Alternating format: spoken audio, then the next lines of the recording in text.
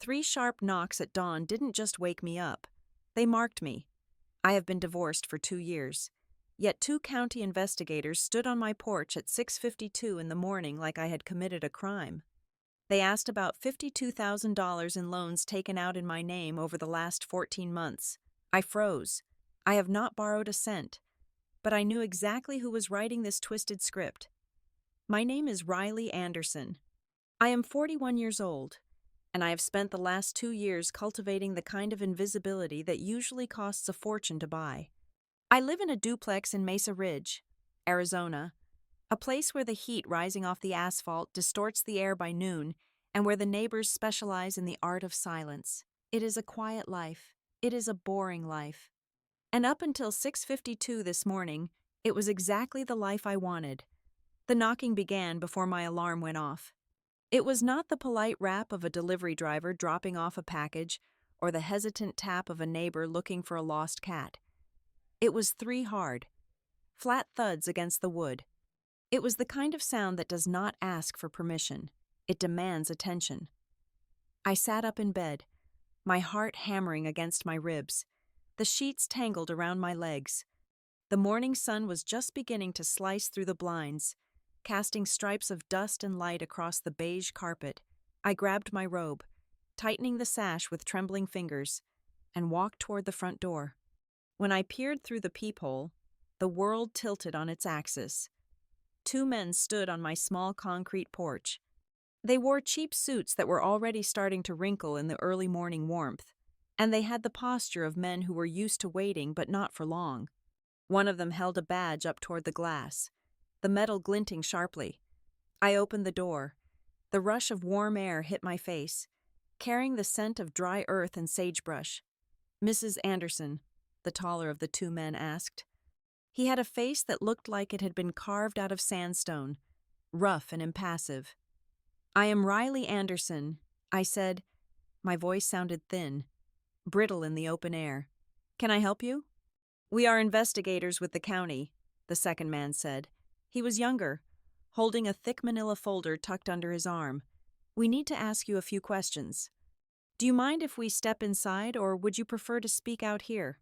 I looked past them, across the street. The curtains in Mrs. Gable's living room twitched. I knew she was there, coffee cup in hand, watching. In Mesa Ridge, a police visit was better than cable television. I stepped back and held the door open, not because I wanted them in my sanctuary, but because I could not bear the thought of my humiliation being broadcast to the neighborhood watch group chat. They stepped into my living room, filling the small space with an overwhelming sense of authority. The younger one placed the folder on my coffee table, but did not open it immediately. "We are investigating a series of financial irregularities linked to your identity," the older detective said. He did not waste time with pleasantries. I frowned, my hands gripping the fabric of my robe. "Irregularities. I think you have the wrong person. I pay my bills on time. I have a car payment and rent. That is it." The younger detective opened the file. He fanned out a series of documents across the glass surface of the table. They were photocopies, grainy black and white, but the numbers were stark and terrifyingly clear.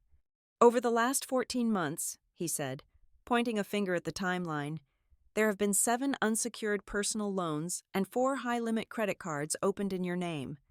The total outstanding balance across these accounts is currently just under $52,000.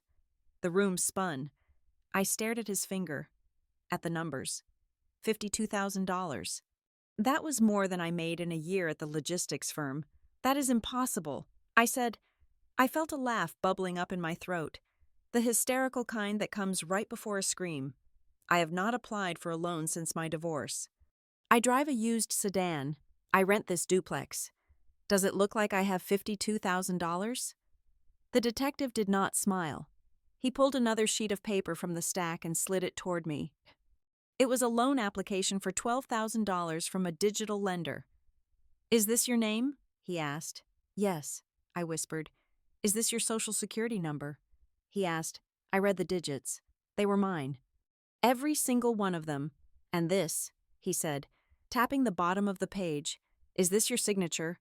I leaned in. The ink on the page was black. The loops of the R and the sharp angle of the A were familiar. It looked like my hand. It moved like my hand. But as I stared at it, a cold shiver ran down my spine. It was the uncanny valley of handwriting. It was almost perfect, but there was a hesitation in the upstroke of the Y that I never made.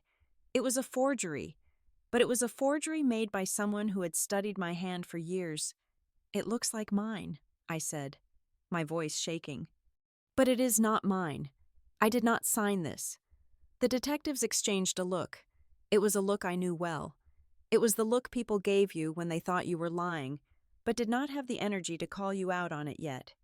"We have statements from the lenders," the older detective said. "The funds were dispersed. The payments were made for the first 2 months to establish a history. And then they stopped. That is a classic bust-out fraud pattern." "Mrs. Anderson," I sank onto the edge of my sofa. My legs could no longer support me. "I have not seen a dime of that money." I said, "You have to believe me. Check my bank accounts. Check my assets. I have nothing." "We are looking into it," the younger one said. "But there is something else." He pulled out another document. This one was different. It was not a financial form. It was a legal complaint. "A formal complaint was filed yesterday regarding harassment and stalking," he said. My head snapped up. "Harassment? Who am I supposed to be stalking?" "Your ex-husband, Kellen Sutherland," he said. The name hit me harder than the financial debt. Kellen. Just hearing his name made the bile rise in my throat. We had been divorced for 2 years. I had not spoken to him in 6 months, not since a brief, icy email exchange about tax documents. "That is ridiculous," I said, finding a sudden surge of anger to replace the fear. "I have not been near Kellen. I do not want to be near Kellen. I moved to this side of the city specifically to get away from him. The complaint alleges that you have been seen loitering near his residence and his place of work," the detective said, his voice devoid of emotion. "It also states that you have made threatening phone calls to him and his current partner." His current partner? The mistress, the woman he had destroyed our family for. "I have done no such thing." I said, "I go to work. I came home. I visit my daughter. That is my life." The older detective looked around my apartment, his eyes lingering on a framed photo of my daughter, Madison, and me. He did not look convinced. He looked like a man checking boxes on a form. "We are just here to notify you of the investigation, Mrs. Anderson," he said. "However, given the amount of money involved and the nature of the harassment complaint, we need you to come down to the station tomorrow afternoon to give a formal statement and provide handwriting samples." "Tomorrow," I repeated. "Yes, 2 o'clock," he said. "And Mrs. Anderson," I looked at him, "I would strongly advise you not to leave the city until this is cleared up," he said. "It would look very bad if you were hard to find." It was not a request. It was a warning. They gathered their papers. The younger detective left a business card on the table. It looked white and innocent against the dark wood, but it felt like a grenade. I stood up and walked them to the door. My movements felt robotic. Open the door, step back, watch them leave. As they stepped out onto the porch, the door to the unit next door opened. My neighbor, Mrs. Gable, stepped out in her bathrobe. She held a bundle of mail in her hand, though the mail carrier would not arrive for another 4 hours. She looked at the detectives, then at me, her eyes wide with feigned surprise and genuine delight. "Everything okay? Riley?" she called out, her voice pitching up in a way that ensured the detectives heard her. "Fine," I said. "Just a misunderstanding." She did not believe me. I could see it in her eyes. She looked at the unmarked sedan parked at the curb, then back at me. I was no longer the quiet divorcee who paid her rent on time. I was now the woman who had the police at her door before 7 in the morning. I was a spectacle. I closed the door and locked the deadbolt. The sound of the lock clicking into place usually made me feel safe. Today, it sounded like the door of a cell slamming shut. I leaned my back against the wood and slid down until I hit the floor. My hands were shaking so hard, I had to clasp them together to stop the tremors. $52,000. Stalking, harassment, it was a nightmare. It had to be a mistake. But deep down, in the pit of my stomach where my intuition lived, I knew it was not a mistake. I crawled across the floor to where I had left my phone on the side table. I needed to call someone. My daughter, a lawyer, anyone. I picked up the device. The screen lit up. There was a notification sitting there, waiting for me. It was a text message from a number I did not save. A number I did not recognize. I opened it. The message was short. It was written in all capital letters. Don't think you can get away. I stared at the glowing letters until they blurred. There was no signature. There was no name. But I did not need one. I knew the cadence of those words. I knew the timing. Kellen. My ex-husband was a man who cared about two things in this world: his image and his control. During the divorce, he had played the role of the wounded saint perfectly. He had cried in mediation. He had told our friends that he just wanted me to be happy, even after I found out he had been sleeping with a woman from his charity group for a year. He had let me keep my retirement fund while he kept the house, acting like he was making a grand sacrifice. I had thought it was over. I had thought I had escaped. But as I sat there on the floor of my duplex, with the dust motes dancing in the shafts of morning light and the memory of the detective's accusations ringing in my ears, I realized the truth. This was not random identity theft. This was not a clerical error. The signature that looked just enough like mine to pass, but just different enough to be denied. The loans taken out over 14 months, building a slow, crushing weight. The harassment claim filed just as the financial bomb was set to detonate. It was a script. It was a carefully constructed narrative designed to paint me as unstable, desperate, and criminal. Kellen was not just trying to hurt me. He was trying to erase me. I gripped the phone tighter, my knuckles turning white. The fear that had paralyzed me moments ago began to shift. It cooled and hardened, turning into something sharp and heavy in my chest. He thought I was the same woman I was 2 years ago. He thought I would crumble. He thought I would hide. I looked at the text message one last time before taking a screenshot. He was wrong. I sat on the floor for a long time after the text message arrived. The sun continued its ascent, indifferent to the catastrophe unfolding in my living room, turning the stripes of light on the carpet from soft gold to a harsh, blinding white. The silence in the duplex was absolute, but inside my head, it was deafening. It was the sound of 11 years of history collapsing in on itself. To understand why I was paralyzed, you have to understand the architecture of my marriage to Kellen. For 11 years, we were the picture of suburban stability. Kellen was charming, charismatic, and deeply involved in the community. He was the man who organized the charity 5K runs and sat on the board of the local food bank. Everyone loved him. He had a way of looking at you that made you feel like you were the only person in the room, a skill he weaponized with terrifying efficiency. I was the ground wire to his electricity. I managed the logistics of our lives, the bills, the schedules, the quiet maintenance of a household that allowed him to shine. I thought we were partners. I was wrong. I was a prop. The end did not come with a scream, but with a whisper. 2 years ago, I found out that his late nights planning the fall gala were actually nights spent in the bed of a woman from his volunteer group. Her name was Camille. She was younger, wider-eyed, and looked at Kellen with the kind of hero worship I had stopped projecting years ago. When I confronted him, I expected remorse. Instead, I got a performance. He cried, not because he was sorry, but because he was the victim of his own complex heart. He told our friends that we had grown apart, that he had tried everything, that my coldness had driven him to seek warmth elsewhere. The divorce was swift because I wanted out. I was desperate to escape the gaslighting, the subtle emotional erosion that made me question my own sanity. I let him keep the house. It was a beautiful, sprawling ranch-style home that we had renovated together. But by the end, the walls felt like they were closing in on me. He kept the house, the furniture, and most importantly, the reputation. I took my retirement account, a meager sum compared to the equity in the home, and I left. I bought a used sedan with high mileage and a faint smell of stale cigarettes that I could never quite scrub out. I rented this duplex in Mesa Ridge because it was cheap, quiet, and far enough away from our old social circle that I did not have to run into mutual friends at the grocery store. For 2 years, I had been rebuilding. I found a job as a logistics coordinator at Vantage Field Logistics.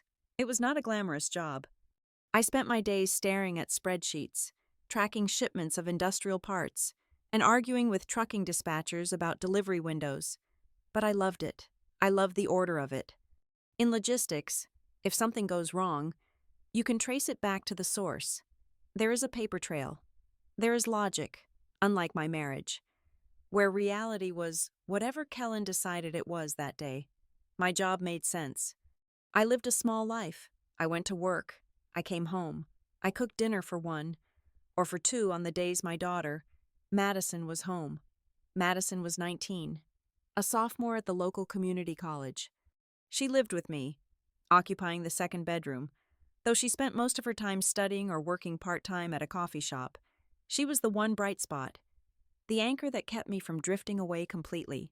I stood up, my knees cracking, and walked to the kitchen. I needed water.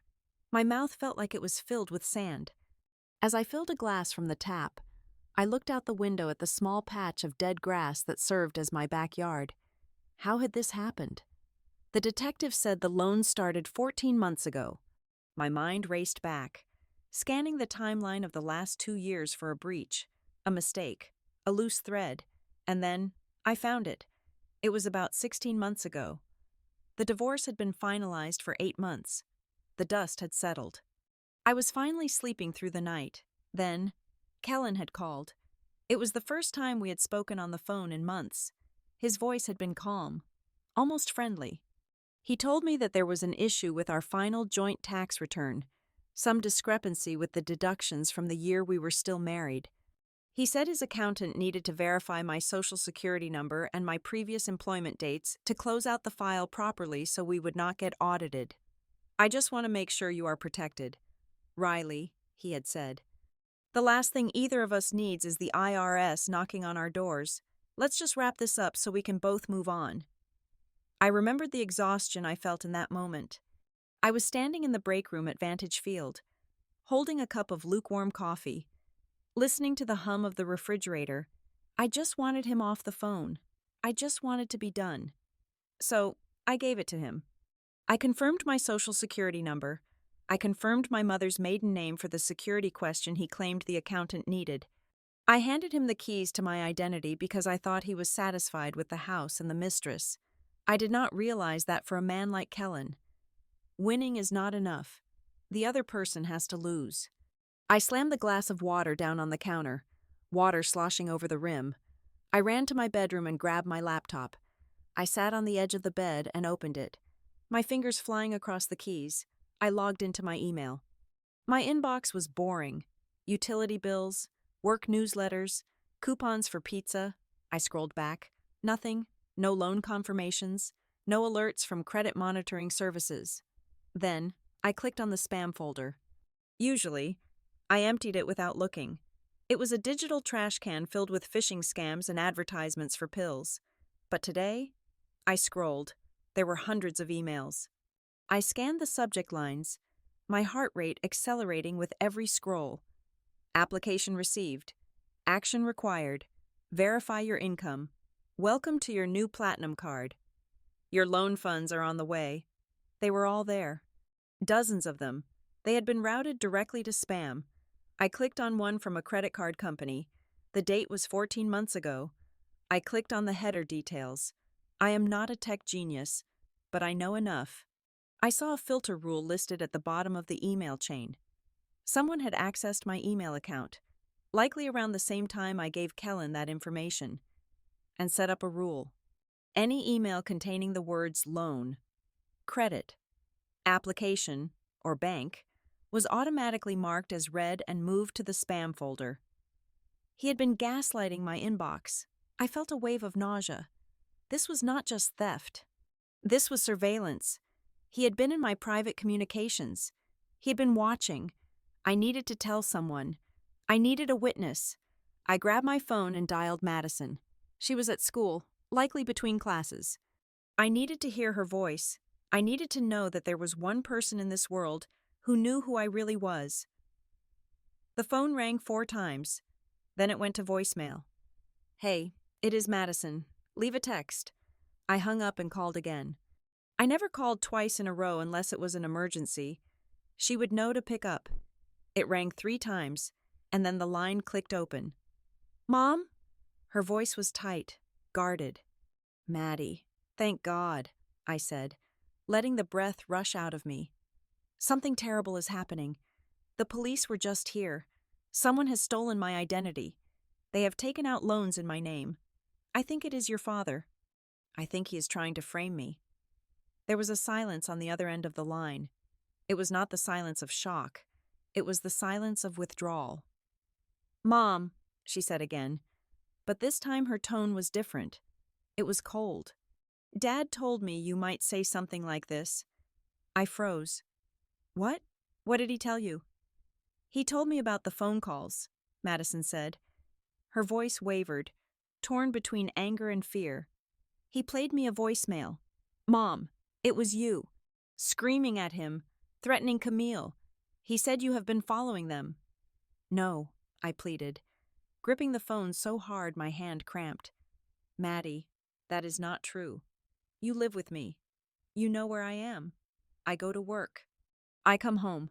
I have never called him." "He has the logs. Mom," she said, and I could hear the tears in her voice now. "He showed me, and he said you are doing this because you cannot let go. He said you are spiraling." "He is lying," I said, my voice rising. "He is setting me up. Please, you have to believe me." "I do not know what to believe," she whispered. "But Dad is really scared. He is talking about getting a restraining order. He said you are dangerous." "Dangerous?" I choked on the word. "I am your mother." "I need some space," she said. "I am going to stay at Dad's for a few days. Until things calm down." "No, Maddie, please do not go there. That is exactly what he wants," I said, panic seizing my chest. "I have to go to class," she said. The line went dead. I lowered the phone slowly. The silence of the apartment returned. But now it felt different. It was not just empty. It was hostile. He had taken my money. He had taken my reputation. And now, he was taking my daughter. I walked into Madison's room. Her bed was unmade. A pile of textbooks on the desk. It smelled like her vanilla perfume. I sat on the edge of her bed and looked at the corkboard on her wall. There were photos of us from a trip to the Grand Canyon 3 years ago. We were smiling, windblown and happy. Kellen was not in the pictures. He had stayed behind for a golf tournament. I realized then that this was not about the $52,000. The money was just a tool. The loans were just the mechanism. This was a demolition. Kellen was a narcissist who could not tolerate the idea that I was surviving without him. My silence, my refusal to engage in his drama for the last 2 years, had not brought me peace. It had enraged him. He wanted a reaction. He wanted me to be the crazy ex-wife he had painted me as during the divorce, and because I had refused to play the role, he had decided to force me into costume. He wanted me arrested. He wanted me unemployed. He wanted me isolated from our daughter so that he could finally be the sole hero in her life. I looked at the photo of Madison and me again. In the picture, I looked tired but strong. If I panicked now, he won. If I ran to his house and screamed at him, he won. If I called Madison and begged, he won. Every emotional reaction I had was exactly what he had predicted. He was writing the script, and he expected me to read my lines. "No," I said aloud to the empty room. I stood up. I wiped the tears from my cheeks with the back of my hand. I walked back to the living room and picked up the business card the detective had left. Detective Marisol Kane. I looked at the file folders I kept organized for my work at Vantage Field. I was a logistics coordinator. My job was to bring order to chaos. My job was to track things that were lost. My job was to find the error in the system and correct it. I went to the kitchen drawer and pulled out a fresh notepad and a black pen. I sat down at the dining table. I wrote the date at the top of the page. Then I wrote, Step 1. Secure the perimeter. I would not run, I would not hide, and I would certainly not give him the satisfaction of seeing me break. I was going to build a file. I was going to document every single inconsistency, every forged signature, every digital footprint he thought he had covered. He thought I was just a housewife he had discarded. He forgot that for 11 years. I was the one who balanced the checkbooks. I was the one who kept the records. I knew where the bodies were buried because I was the one who had bought the shovels. He wanted a war? Fine. But he had made one critical mistake. He assumed I was fighting to save my reputation. I looked at Madison's closed door. I was fighting for my child. And for that, I would burn his entire carefully constructed world to the ground. I picked up the phone. Not to call Kellen, not to call Madison. I dialed the number for the credit bureaus. This is Riley Anderson, I said when the automated system finally connected me to a human. My voice was steady, cold, and unrecognizable even to myself. I need to report a massive case of identity theft. And I need to freeze everything. The war had begun. I needed eyes that were not clouded by panic. My own vision was too blurred by the tears I refused to shed and the rage that was simmering in my gut. I needed someone who saw the world in black and white. Someone who understood how systems worked and how they could be broken. I walked out my back door and crossed the small patch of gravel that separated my unit from the next one. I knocked on the screen door of Unit 4B. Dale Mercer opened the door almost immediately. He was 58 years old, a retired postal worker who spent his days tending to a surprisingly lush cactus garden and observing the neighborhood with the vigilance of a hawk. He was a man who hated injustice almost as much as he hated weeds. "Riley," he said, pushing his wire-rimmed glasses up his nose. "I saw the squad car this morning. Mrs. Gable is telling everyone you are running a meth lab."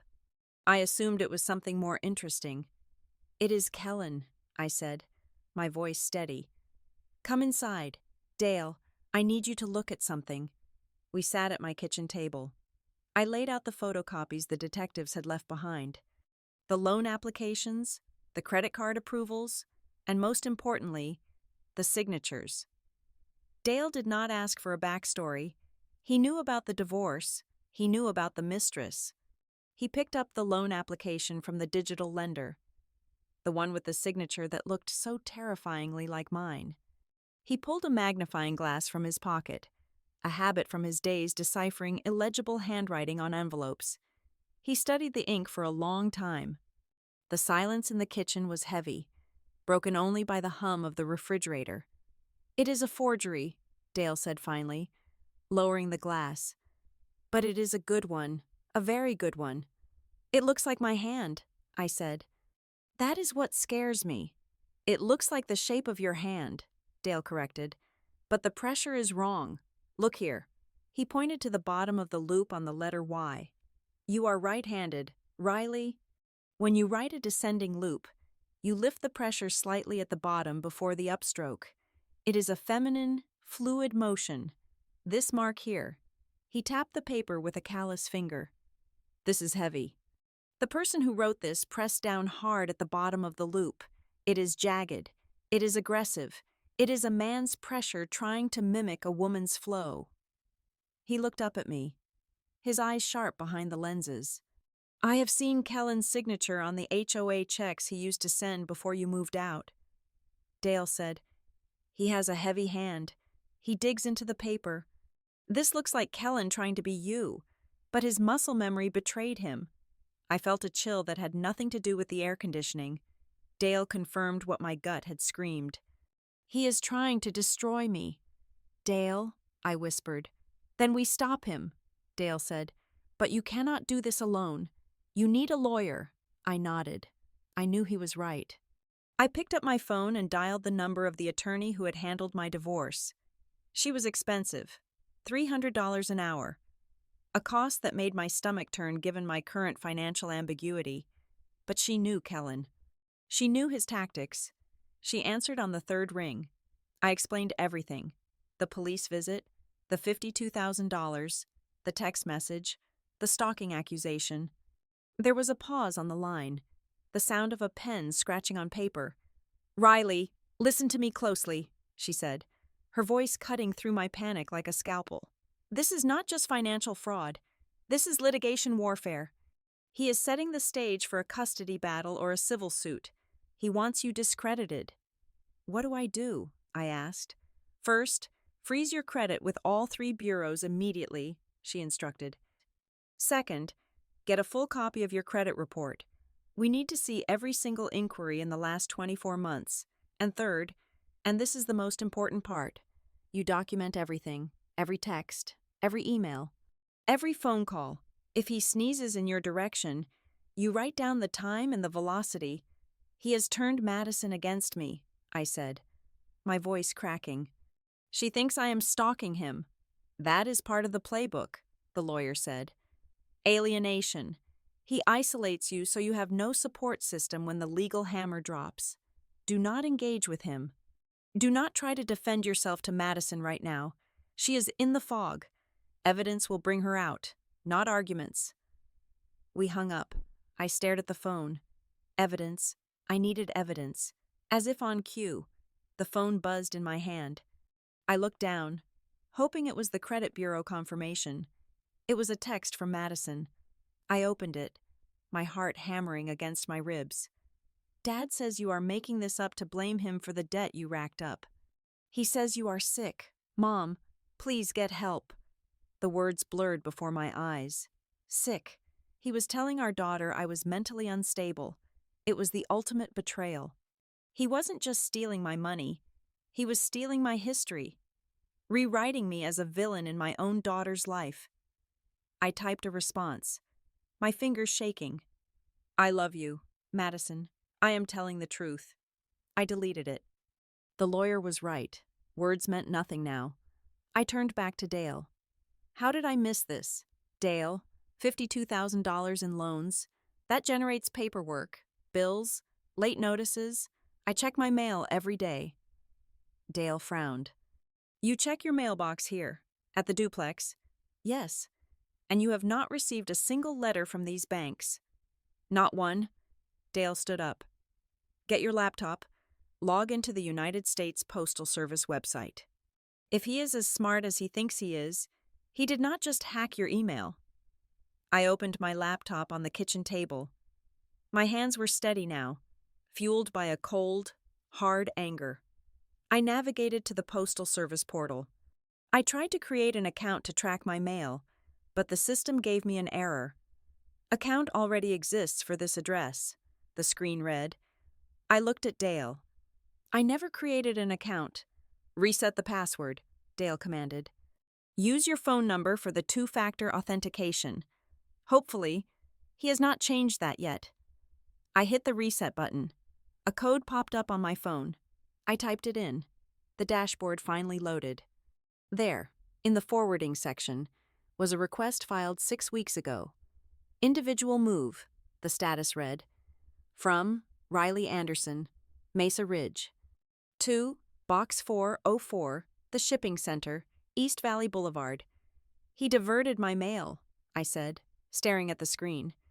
"That is why I did not see the notices. He sent them to a private mailbox." "That is a federal offense," Dale said, a grim smile touching his lips. "Tampering with mail. That is a felony. Riley—" "I am going there," I said, standing up. "Right now." "I am coming with you," Dale said. "You need a witness."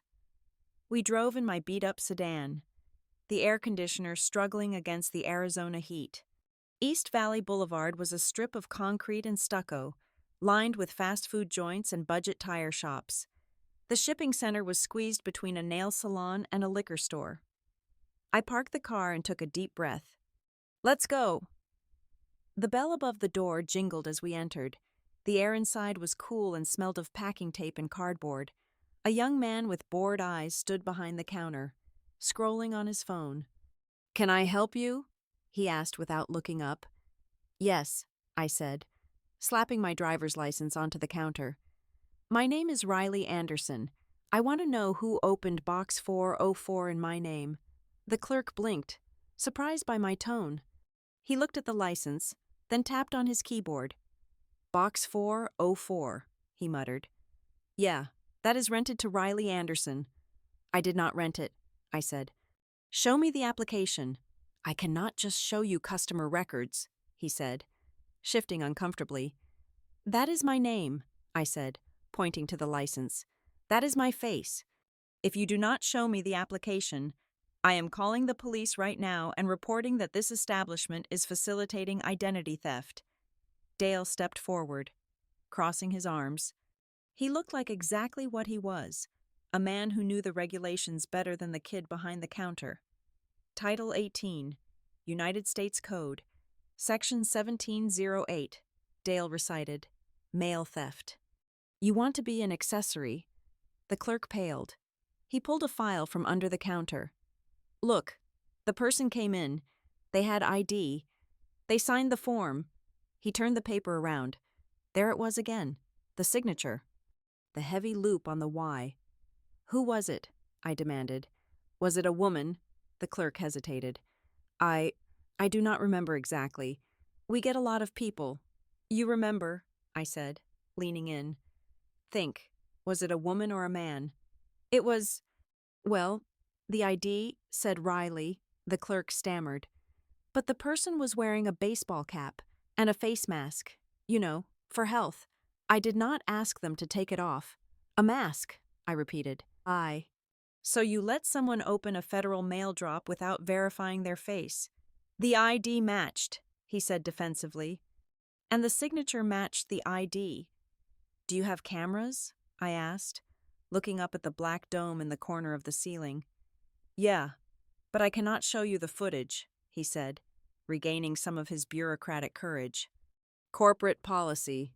You need a warrant. Fine, I said, but you better preserve that footage, because the warrant is coming. I walked out of the store, my legs shaking. Dale followed me to the car. He wore a mask, Dale said as we got in. He planned this. He knew you would track it eventually. He is trying to be invisible, I said, gripping the steering wheel. But he made a mistake. He came here in person. He didn't do it online. That means he is arrogant.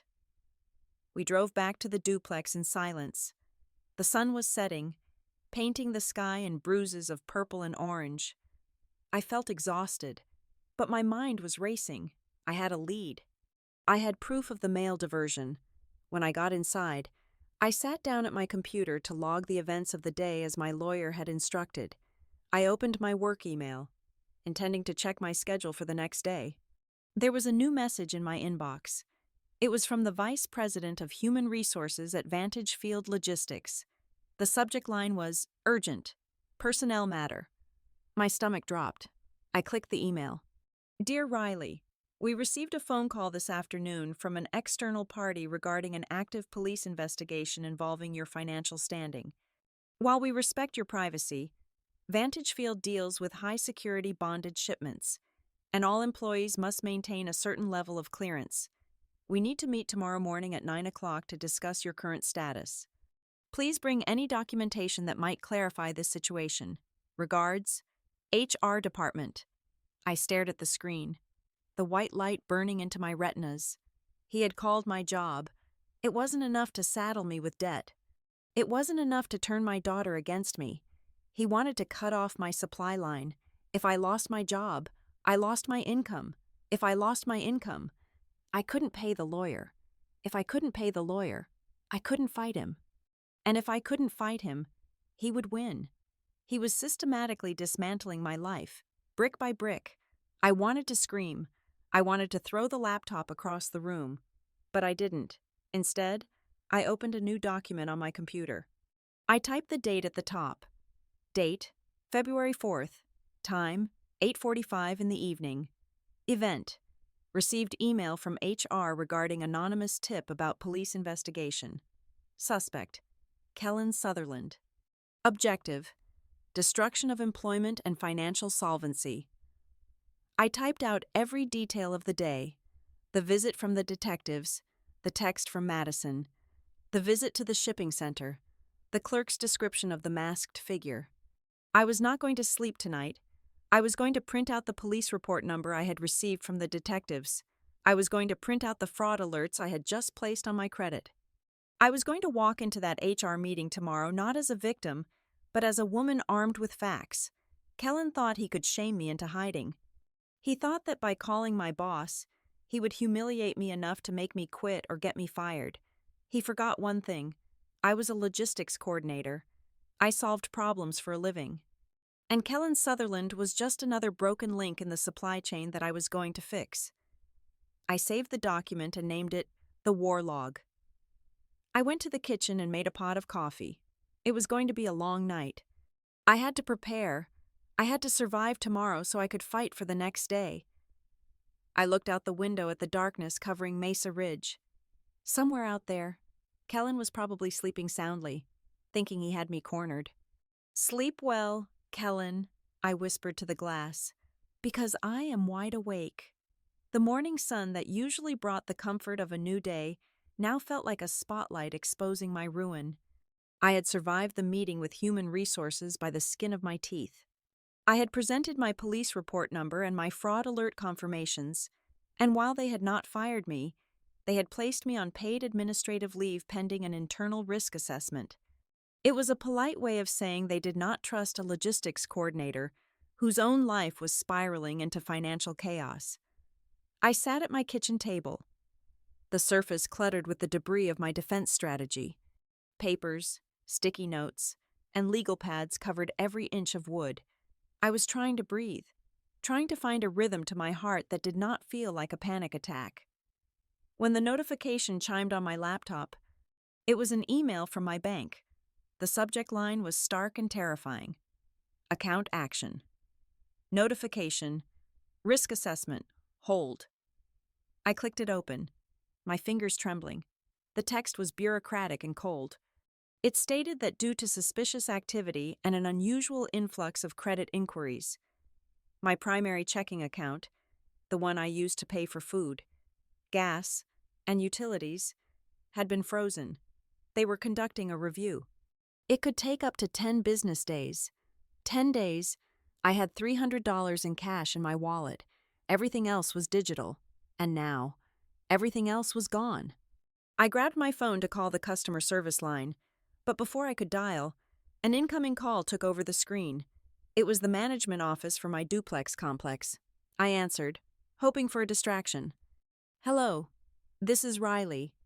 "Riley, it is Brenda from the leasing office," the voice said.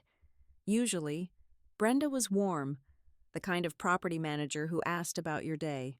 Today, her voice was clipped. "I am calling because we have not received your rent for this month. It is now 4 days past due." I frowned, confusion warring with the panic already rising in my chest. "That is not right, Brenda. I set up the transfer on the 1st. I have the confirmation number right here." "The transfer was initiated," Brenda said, her tone hardening. "But it was reversed yesterday. The bank labeled it as a disputed charge from the funding source." "Disputed," I repeated. "I did not dispute my own rent payment." "Well, someone did," she said. "And because it bounced, there's a $50 insufficient funds fee, plus the late fee. You need to bring a cashier's check to the office by 5 o'clock today, or we will have to post a 3-day notice to quit." "I am sorry, Riley, but corporate is strict about this." The line went dead. A notice to quit? Eviction? I logged back into my bank portal, fighting through the layers of security questions they had added since the freeze. I finally got to the transaction history. There it was. The rent payment had gone out. And then, 24 hours later, it had been clawed back. The reason code listed was unauthorized transaction claim. I stared at the screen until my eyes burned. The claim had not come from me. It had come from a secondary account linked to my profile, a savings account I rarely used. Someone had linked the two, triggered the transfer, and then flagged it as fraud from the outside. It was a loop, a trap. Kellen knew exactly when my rent was due. He knew exactly how to make me look like a thief in my own home. My phone rang again, A toll-free number. I let it go to voicemail, but they called back immediately. I answered. "Is this Riley Anderson?" a male voice demanded. He sounded bored but aggressive. "Who is this?" I asked. "This is card services for Vista Credit. We are attempting to collect a debt of $4,200 that is 60 days past due. We have sent multiple notices to your address at Box 404. "I do not have a Visa card with you," I said, gripping the phone. "And that is not my mailing address. That box was opened fraudulently. Ma'am, the card was opened 14 months ago using your social security number and your mother's maiden name." The man droned on, clearly reading from a script. "If you do not make a payment of at least $500 today, we will forward this account to a legal collections agency. This will severely impact your credit score." "My credit score is already dead," I snapped, and I hung up. I put the phone down on the table as if it were a bomb. The silence in the room was heavy, pressing in on my ears. I felt like I was underwater. The pressure was immense. Every direction I turned. Another wall slammed down. No money, no home security, no credit. Then, the phone rang a third time. I looked at the ID. It was a local number. "Hello?" I whispered. "Mrs. Anderson, this is Detective Kane." My stomach dropped. "Detective, have you found anything? Did you see the report I filed about the mail drop?" "We are looking into it," Kane said. Her voice was neutral, devoid of the skepticism from yesterday, but also devoid of comfort. It was a professional coolness that chilled me to the bone. "I have a question for you regarding that mail drop." "Yes," I said. "The clerk said a man in a mask opened it." "The clerk said an individual in a mask opened it," Kane corrected. "Mrs. Anderson, can you explain to me why you submitted a change of address form to the post office 6 weeks ago directing all your mail to that box?" "I did not," I said, my voice rising. "I told you, someone forged my signature. They moved my mail so I would not see the loan notices. We pulled the IP address used to submit the online request for the mail forwarding," Kane said. "It traces back to a public Wi-Fi network at a coffee shop on 4th Street. A coffee shop that is 2 blocks from your office at Vantage Field Logistics." The room spun. "I go there for lunch," I admitted, my voice shaking. "But so do hundreds of other people. Anyone could have used that network. And the change of address request was submitted at 12:15 in the afternoon," Kane continued, "which coincides with your lunch break." "He knows my schedule," I said, desperation clawing at my throat. "Detective, he knows where I eat. He knows when I take my break. He is setting me up." "It is a very elaborate setup. Mrs. Anderson," Kane said, "we are still investigating, but I need you to come in again tomorrow. We need to go over these timelines. And bring your phone. We may need to image it for evidence." "Am I a suspect?" I asked. "You are a person of interest in a fraud investigation," Kane said. "See you at 10. She hung up. I dropped the phone. I felt sick. He had physically gone to the coffee shop I frequented. He had sat there, drinking the same coffee I drank, and used their Wi-Fi to destroy me. Knowing the digital footprint would lead straight back to my routine. I needed to talk to Madison. I needed to see her face. I needed to remind her that I was her mother, not this criminal mastermind Kellen was painting me to be. I drove to the community college. I knew her schedule by heart. She had a biology lab that ended at 4. I parked my car in the back of the lot, near the science building. I waited. The heat inside the car was stifling, but I did not turn on the engine. I wanted to be inconspicuous. At 4:10, students started pouring out. I scanned the crowd, looking for her blonde ponytail. There she was. She was walking with 2 friends, laughing at something one of them had said. For a second, she looked so normal, so unburdened, that my heart ached. I opened the car door and stepped out. "Madison." She stopped, her head turned. When she saw me, the smile vanished. Her face went blank, then filled with a mixture of embarrassment and fear. She said something to her friends, who glanced at me and then hurried away toward the student union. Madison walked toward me, but she stopped 10 feet away. She did not cross the invisible line between us. "Mom, what are you doing here?" she asked. Her voice was low. "I needed to see you," I said. "I tried to call." "I know," she said. "I saw the missed calls." "Why didn't you answer?" I asked. "Because I cannot deal with this right now," she said, hugging her books to her chest as if they were a shield. "Dad is a mess. Mom, he is terrified. He says the police called him about the harassment complaint. He says you are going to get arrested. He is lying, Madison," I pleaded, taking a step forward. "He is the one doing this. He froze my bank account today. He tried to get me evicted. He used the Wi-Fi at my coffee shop to frame me." Madison took a step back. "Do you hear yourself? You sound paranoid. Why would Dad do that? He has the house. He has his life. Why would he bother wrecking yours?" "Because he cannot stand that I left him," I said. "He says you are obsessed," Madison said, tears welling in her eyes. "He says you cannot let go. And honestly, Mom, showing up at my school like this, it does not help your case. I am your mother," I said, my voice breaking. "I am trying to survive. I just do not want to be stuck in the middle," she said, wiping her eyes. "Please, just go home. Leave me out of it until you guys figure this out." She turned and walked away. She walked fast, her shoulders hunched, running from me. I stood in the parking lot, watching my daughter recede into the distance. I had never felt more alone in my life. I drove home in a daze. The sun went down, turning the sky into a bruise of purple and black. When I turned onto my street, I slowed down. There was a car parked 3 houses down from my duplex.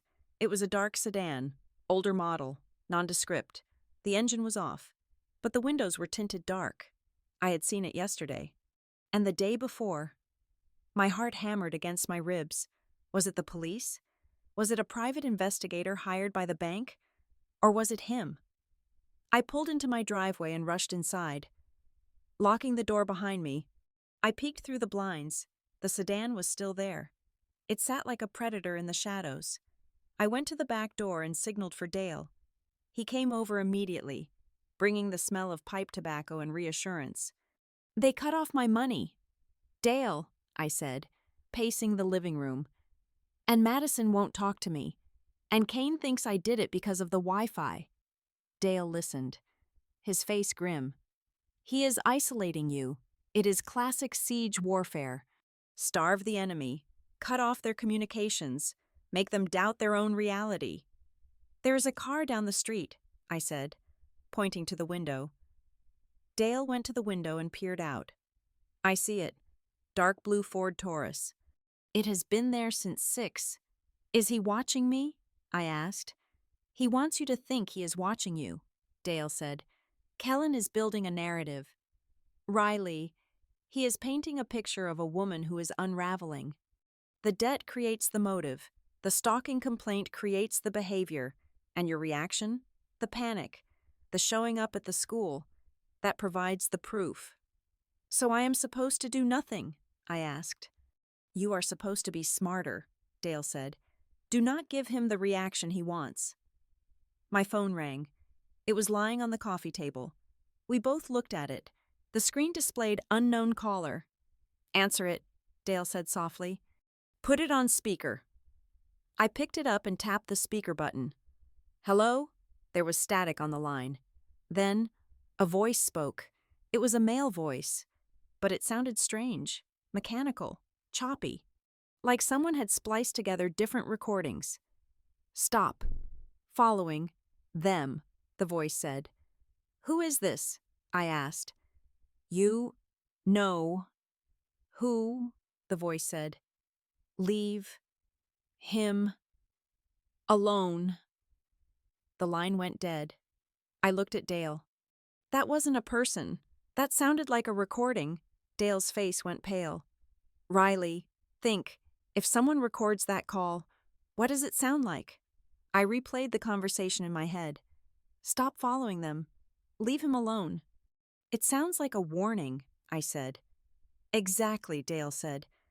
But not a warning to you. If Kellen records that call and plays it for the police, he will say that he picked up the phone and told you to stop following him. But he will edit out his voice and replace it with yours, or he will claim that was him talking to you. No, I said, realizing the horror of the trick.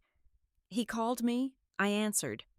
But if he spoofs the number, Dale said, he can make it look like you called him, and then he plays a recording of a voice telling a stalker to back off. He is creating an audio trail. He is manufacturing a confrontation that never happened. I sank onto the sofa. The trap was so much deeper than I had realized. He wasn't just stealing my money. He was choreographing a crime, and I was dancing every step he wanted me to dance. He wants me to look dangerous, I whispered. He wants you to look like a threat, Dale said, so that when he finally strikes, everyone will say it was self-defense. I looked at the black screen of my phone. The enemy was not just outside in the sedan. The enemy was in the device I held in my hand. I need to get ahead of this, I said. I need to find out who is helping him. He cannot be doing this all alone. The mail drop, the bank disputes, the signatures. He has help. We need a break, Dale said. We need one loose thread. I am going to find it, I said, my voice hardening. Tomorrow. I go back to the shipping center. I do not care about the warrant. I am going to find out who was wearing that mask. Outside, the dark sedan turned on its headlights. The beams cut through the darkness, sweeping across my living room window like searchlights. Then, the car drove away. Slowly, deliberately, leaving me in the silence of my own terror. But the terror was changing. It was turning into something cold and sharp. You want a stalker, Kellen? I thought. I will show you a hunter. The county sheriff's station in Mesa Ridge was a building designed to drain the hope out of you before you even stepped through the metal detectors. It was a squat, beige block of concrete sitting under the relentless Arizona sun, radiating heat and bureaucracy. I parked my car in the visitor lot, my hands gripping the wheel until my knuckles turned white. Beside me, the passenger seat was empty, but I looked out the window to see Dale Mercer standing near the entrance. He had driven his own truck, insisting that he would be my perimeter security, a term he had borrowed from his military days. He stood there in his faded polo shirt and cargo shorts, looking like a retired tourist, but I knew his eyes were scanning every face that walked in or out. I got out of the car. The heat hit me like a physical blow. I walked over to him. I will be right here, Dale said, nodding at a concrete bench near the smoking area. If you are not out in an hour, I am coming in to ask for directions to the bathroom, loudly. Thanks, Dale, I said. My voice was steady, which surprised me. The terror of the last few days was beginning to calcify into something colder, harder. I was done crying. I walked inside. The air conditioning was set to Arctic. I gave my name to the officer at the front desk. Detective Kane is expecting you, he said, not looking up from his monitor. Interview room B. Detective Marisol Kane was waiting. She was a woman who looked like she was carved out of flint. She was about 46 years old, with sharp features and hair pulled back into a severe bun. She did not smile when I entered. She gestured to a metal chair on the opposite side of a scratched table. Mrs. Anderson, she said. It was not a greeting. It was an acknowledgement of presence. Detective, I replied. Sitting down, I placed my bag on the floor. I did not want to put it on the table. The table was covered in files.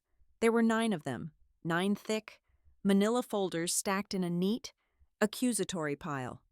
We have been busy, Kane said, tapping the top file. These are the complete loan applications from the lenders you claim defrauded you. We subpoenaed the hard copies. She opened the first one and spun it around so I could see. It was a promissory note for an unsecured personal loan of $8,000. At the bottom, next to the signature that looked terrifyingly like mine, was a stamp. Notarized, Kane said. Identity verified in person. I stared at the stamp. It was a standard notary seal, red ink, slightly smudged. Paulson Document Services. I know this place, I said, my finger hovering over the stamp. It is in a strip mall off the highway, next to a discount liquor store and a vape shop. We know where it is, Kane said. We also know that a notary is required by law to check a government-issued ID and witness the signature, which means, Mrs. Anderson, that either you were there or you have a twin sister you have not told us about, or someone had a fake ID, I said, looking up at her, and a notary who does not look too closely if you slip him an extra $50. Kane leaned back, crossing her arms, her eyes bored into mine. That is a serious accusation, but here's the problem. It is not just one loan. It is all of them. Different dates, different times, but always the same notary service. That proves it is a setup, I argued. Leaning forward, if I were trying to commit fraud, would I go to the same notary 9 times? Wouldn't I spread it out to avoid suspicion? This person went to the same place because they knew the notary. They had a relationship. They knew they could get it stamped without questions. Kane did not blink. Or you went there because it was convenient. I reached into my bag and pulled out a folder of my own. It was thin compared to her stack, but it was all I had. I pulled out my divorce decree. Read this, I said, sliding the document across the metal table. Page 14, paragraph 3. Kane picked it up. She read it in silence. Any debt incurred by either party subsequent to the date of separation shall be the sole responsibility of the party incurring said debt, she read aloud. I fought for that clause, I said. Kellen wanted to keep our finances entangled for tax purposes. I refused. Why would I go out and rack up $52,000 in debt in my own name, knowing that this legal document makes me 100% liable for it? If I wanted to steal, I would have used his name, or a stranger's name. I would not have burned my own life to the ground. You would be surprised, Kane said, tossing the decree back onto the table. I have seen couples do strange things. They coordinate. They run up debt together, hide the cash, and then one turns on the other to play the victim. It is a common way to hide assets during a bankruptcy. Maybe you and Mr. Sutherland are working together. Maybe the harassment is just theater to make the split look real. I felt the blood drain from my face. Working together? He is trying to destroy me. Or maybe that is just what you want me to think, Kane said. Her voice was not malicious, just weary. She had seen too many liars to trust anyone. I checked your alibis for the signing dates. Mrs. Anderson, 3 of them happened during your lunch hour. 2 happened on weekends. You cannot prove you were not there. I was at work, I said. I badge in and out. You badge into the building, Kane corrected. You do not badge out for lunch. And the notary is 10 minutes from your office. She was closing the net. The circumstantial evidence was piling up, brick by heavy brick. I am not a criminal, I said, my voice shaking with the effort to remain calm. I am a victim of identity theft. I want to file a formal report, not just a statement. I want a case number for identity theft, separate from this fraud investigation. Kane looked at me for a long moment. Then, she sighed and opened a drawer. She pulled out a form. Fill it out, she said. But Riley, I am warning you, if we find out you signed those papers, filing this report is a felony. False reporting to law enforcement. Give me the pen, I said. I filled out the form. My hand was steady. I wrote down everything. The suspected perpetrator, Kellen Sutherland. The method, forgery. Use of a wig or disguise. Collusion with a notary. When I walked out of the station 40 minutes later, the sun was blinding. Dale was standing exactly where he said he would be. He took one look at my face and handed me a bottle of water. Rough? He asked. She thinks we might be partners, I said, taking a long drink. She thinks Kellen and I are running a scam together. Dale shook his head. Cops look for patterns. You just have to break the pattern. I checked my phone. I had turned it off during the interview. When I powered it back on, It buzzed with a notification. It was an email. My heart skipped a beat. I had been dreading every notification, expecting another bank alert or a threatening message. But this was different. It was an invoice. "Thank you for your payment." The subject line read. I frowned. I opened it. It was from Red Rock Mini Storage. "Dear customer, this is a confirmation that your monthly payment of $140 for Unit 209 has been processed." I scrolled down. The email had been sent to my old joint email address, the one Kellen and I had shared for household bills years ago. I hadn't used it in 2 years, but it still forwarded to my phone. The billing name on the invoice was not Riley Anderson. It was KAS Logistics. Kellen's middle name was Arthur, Kellen Arthur Sutherland. "Dale," I said, grabbing his arm. "Look at this." He squinted at the screen. "Storage unit, paid today." "He messed up," I said, the adrenaline spiking in my veins. He used the old autofill for the email address. He meant to send this to himself, or to a burner email, but the system defaulted to the old joint account we used for bills. "Unit 209, Dale read. "Red Rock Mini Storage." "That is on the other side of town. Why does he need a storage unit?" I asked. "He has a 3,000 square foot house with a 3-car garage and a basement. He has plenty of room." Dale looked at me. "Unless he has things he does not want his new girlfriend, or the police, to see." "We are going there," I said. "Lead the way," Dale said. We drove across the city. The Red Rock Mini Storage was a sprawling complex of orange metal doors and barbed wire fences. It looked like a prison for unwanted furniture. We walked into the front office. It smelled of stale popcorn and floor wax. A young guy with a nose ring was sitting behind the counter, watching a video on his tablet. "Hi," I said, putting on my best harassed housewife voice. I needed to act the part. "I am here about Unit 209. My husband asked me to drop off the spare key, but I think I lost the gate code." The guy looked up, annoyed. "Name on the unit?" "It is under KAS Logistics," I said, praying the invoice was right. "But it is Kellen. Ideally, he just calls it the wife stuff unit." The guy's face softened into a smirk of recognition. "Oh, yeah, the tall guy. Drives the Lexus." "That is him," I said, my heart hammering. "He is always complaining about how much junk I have, right?" "Yeah, he comes in here a lot," the guy said, chuckling. "He said he is storing his ex-wife's stuff until the lawyers figure it out. Said you were trying to claim everything." I felt a cold flash of rage, but I kept my smile plastered on. "That sounds like him, always the victim.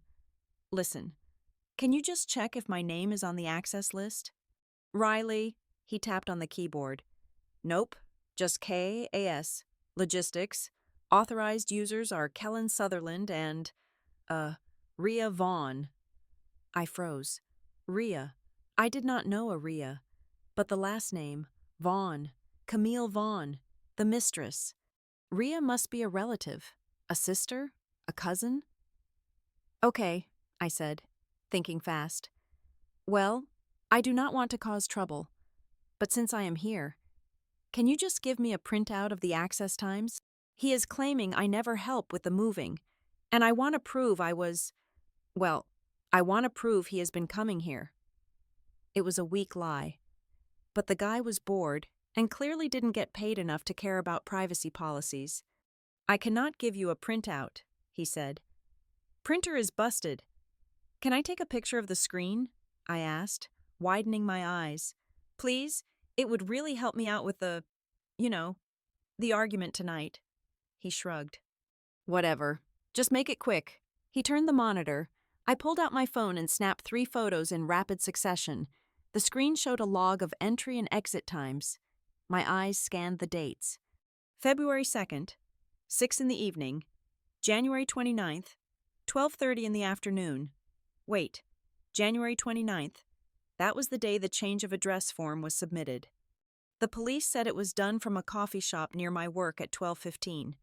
Here, on the screen, it showed Kellen entering the storage unit at 12:30.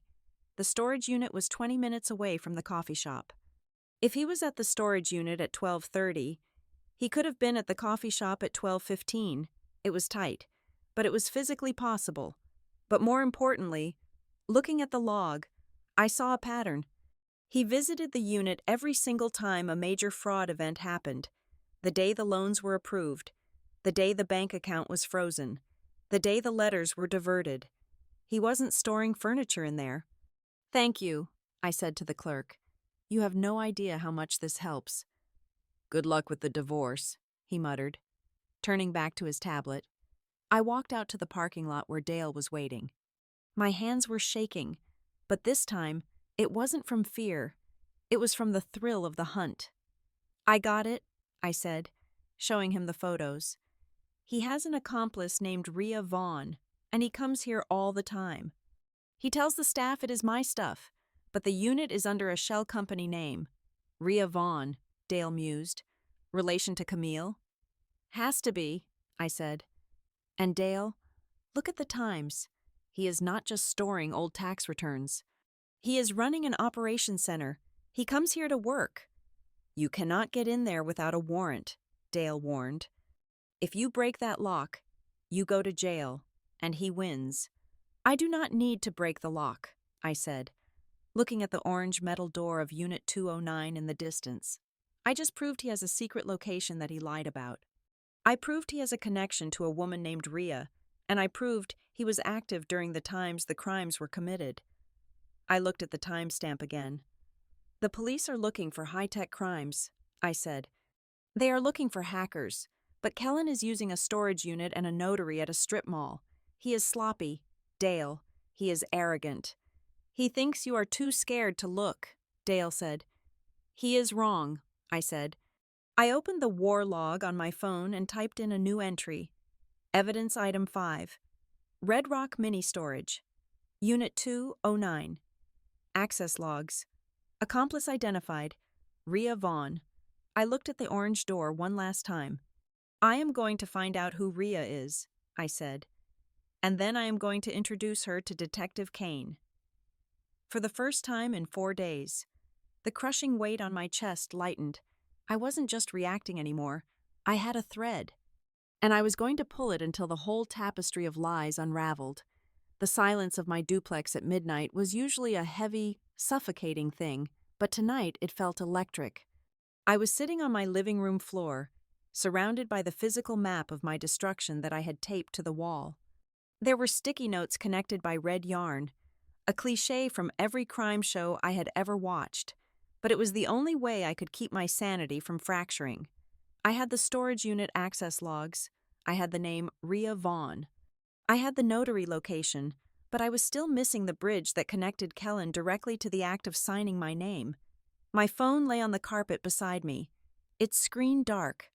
I had been staring at it for hours, willing it to ring, willing Madison to call me back. I had not slept in 20 hours. My eyes felt like they were filled with grit, and the coffee I had consumed at dinner was turning sour in my stomach. When the phone finally lit up, the sudden burst of light made me jump. The name on the screen was Madison. I grabbed it before the second ring. My heart hammered against my ribs, a frantic rhythm of fear and hope. "Maddie," I said, my voice hoarse. "Are you okay? Where are you?" "Mom," she whispered. Her voice was shaking so hard the word barely formed. "Mom, you were right. You were right about everything." I felt the air leave my lungs. I gripped the phone tighter. "Where are you? Honey? Are you safe?" "I am at Dad's," she said. "I am in the guest room. He is asleep downstairs. I found something." "What did you find?" I asked, keeping my voice low, instinctively matching her whisper. "My laptop crashed earlier while I was trying to finish my biology paper," Madison said. "I went downstairs to ask Dad if he had a spare. He gave me that old gray Dell he used to use for his consulting work. He said he wiped it, but—" She paused, and I heard a sharp intake of breath. A sob caught in her throat. "But what—" "Maddie," I urged gently. "He didn't wipe the browser history, Mom," she said. "He just created a new user profile for me. but the old admin profile was still there. I clicked on it by accident because I was rushing. It auto-logged into his Chrome account. I closed my eyes. It was the kind of technological laziness that Kellen was famous for. He thought he was smarter than everyone else, so he never bothered to cover his tracks properly because he never believed anyone would dare to check them. "What did you see?" I asked. I went to the history because I wanted to see if he had saved any of our old family photos before I logged out, Madison said. "But it wasn't a photo. Mom, the search terms, they are sick." "Read them to me," I said, grabbing a pen. "3 days ago," Madison read, her voice trembling. "Search query: how to spoof a caller ID to look like a specific number," followed by best voice changer apps for iPhone. The robot call. The call that I had received. The one that had been recorded to make me look like a stalker. "Keep going," I said, writing furiously. "1 week ago," she continued.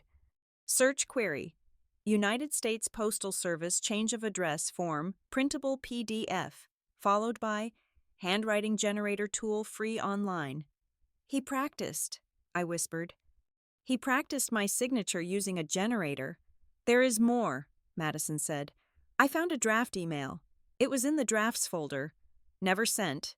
It looks like he wrote it to someone, but then decided to call them instead. But he saved the text." "Read it," I commanded. Subject: Phase 2.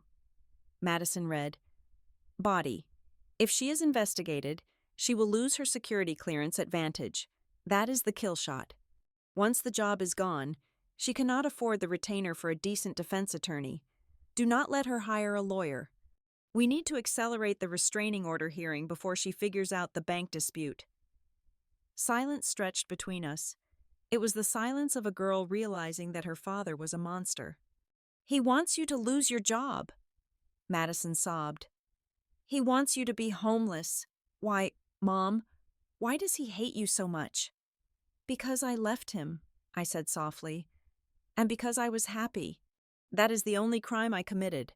"I am so sorry," Madison cried. "I told him everything you said. I told him you were at the school. I told him you were scared. I was feeding him information, and I didn't even know it." "It is not your fault," I said firmly. "You are a child. He is your father. You are supposed to trust him. He weaponized that trust. That is on him." Madison. "Not you. I feel sick," she said. "I am in the same house with him. I want to leave. I want to come home." "No," I said instantly. "You cannot leave right now. It is 2 in the morning. If you try to leave, you will wake him up. If he sees you with the laptop, if he realizes you know—" "Madison, I do not know what he will do. He is desperate." "So what do I do?" she asked, panic rising in her voice. "You are going to take a deep breath," I said. "Do you have your phone?" "Yes. I want you to take pictures of everything," I instructed. "Take a picture of the search history. Take a picture of the draft email. Take a picture of the browser being logged into his account so we can prove it is him. Make sure the date and time are visible in the corner of the screen." "Okay," she said. I heard the faint click of her camera shutter in the background. "Okay, I am doing it. Now," I said. "Do not text them to me. He might check your messages. Upload them to a Google Drive folder and share it with my new email address, the one I made yesterday. Do not use the old family one." "Done," she said after a moment. "It is uploading. Now listen to me carefully," I said. "You need to clear the history of your access. Go to the History tab. Delete only the entries from the last hour. Do not wipe the whole thing, or he will know someone was there.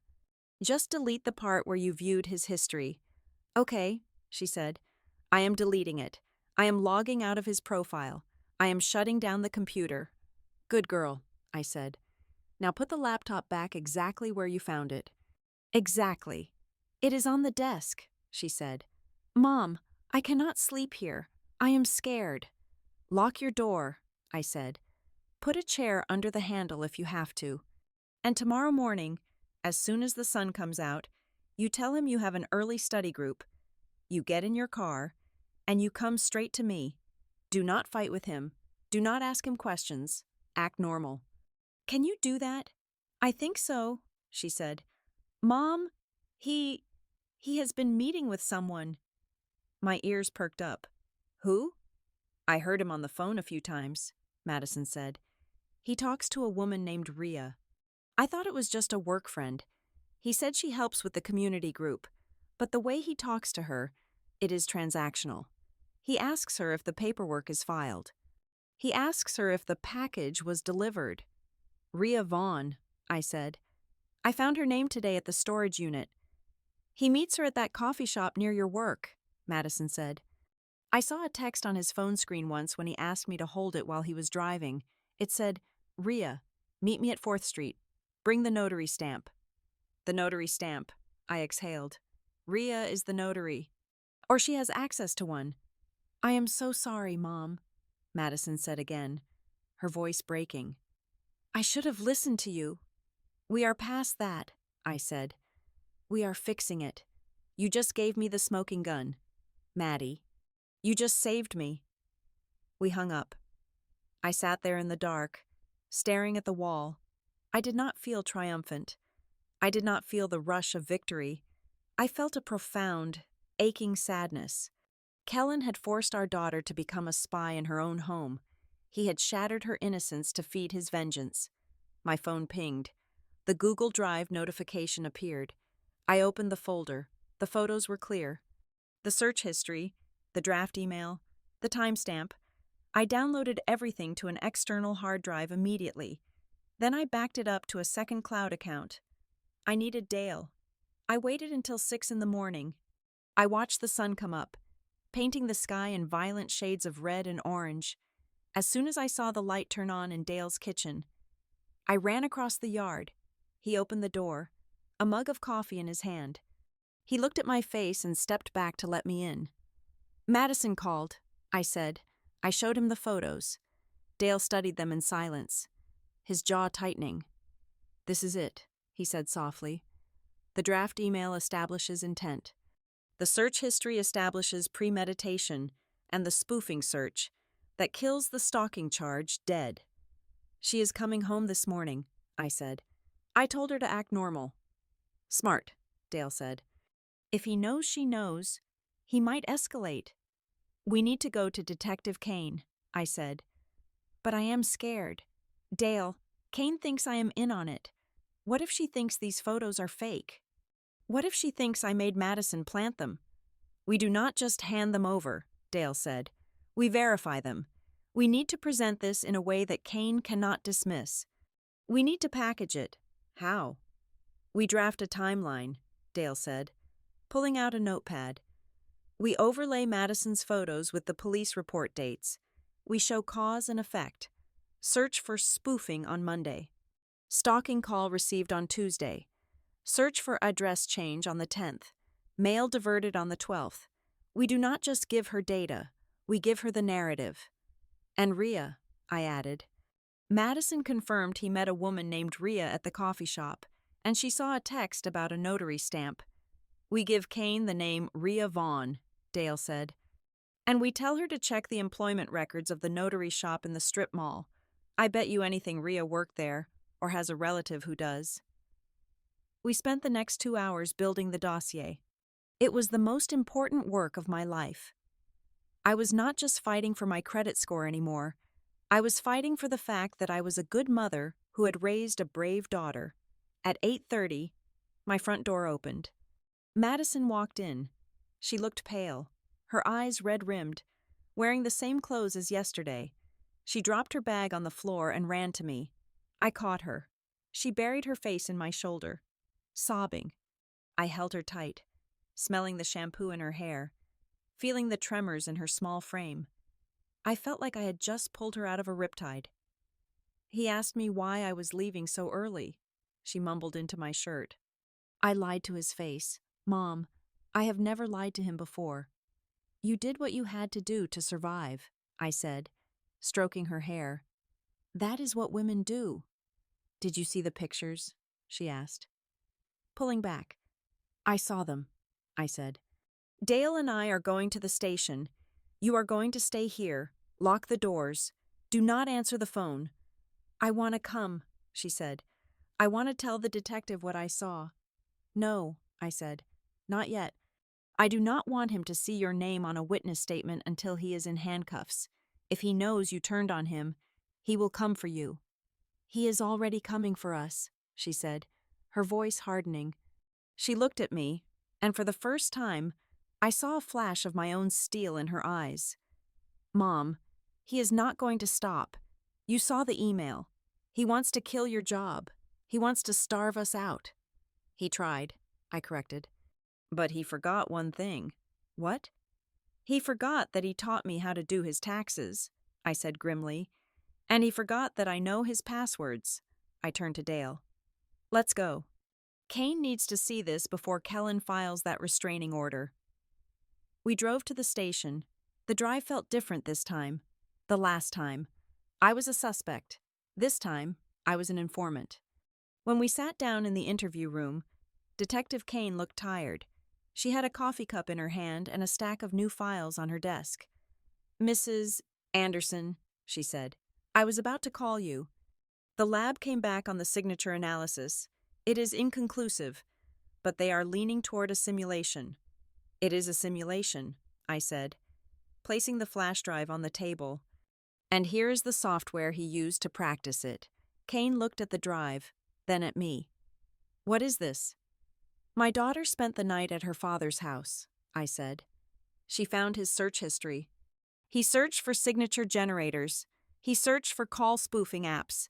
And he wrote a draft email outlining his plan to make me lose my job so I couldn't afford a lawyer. Kane sat up straighter. Your daughter found this? Yes, I said. She is 19. She is willing to testify. But for now, here are the screenshots. And detective, before you ask, look at the timestamps. The search for the address change form happened 2 days before the form was filed online from the coffee shop.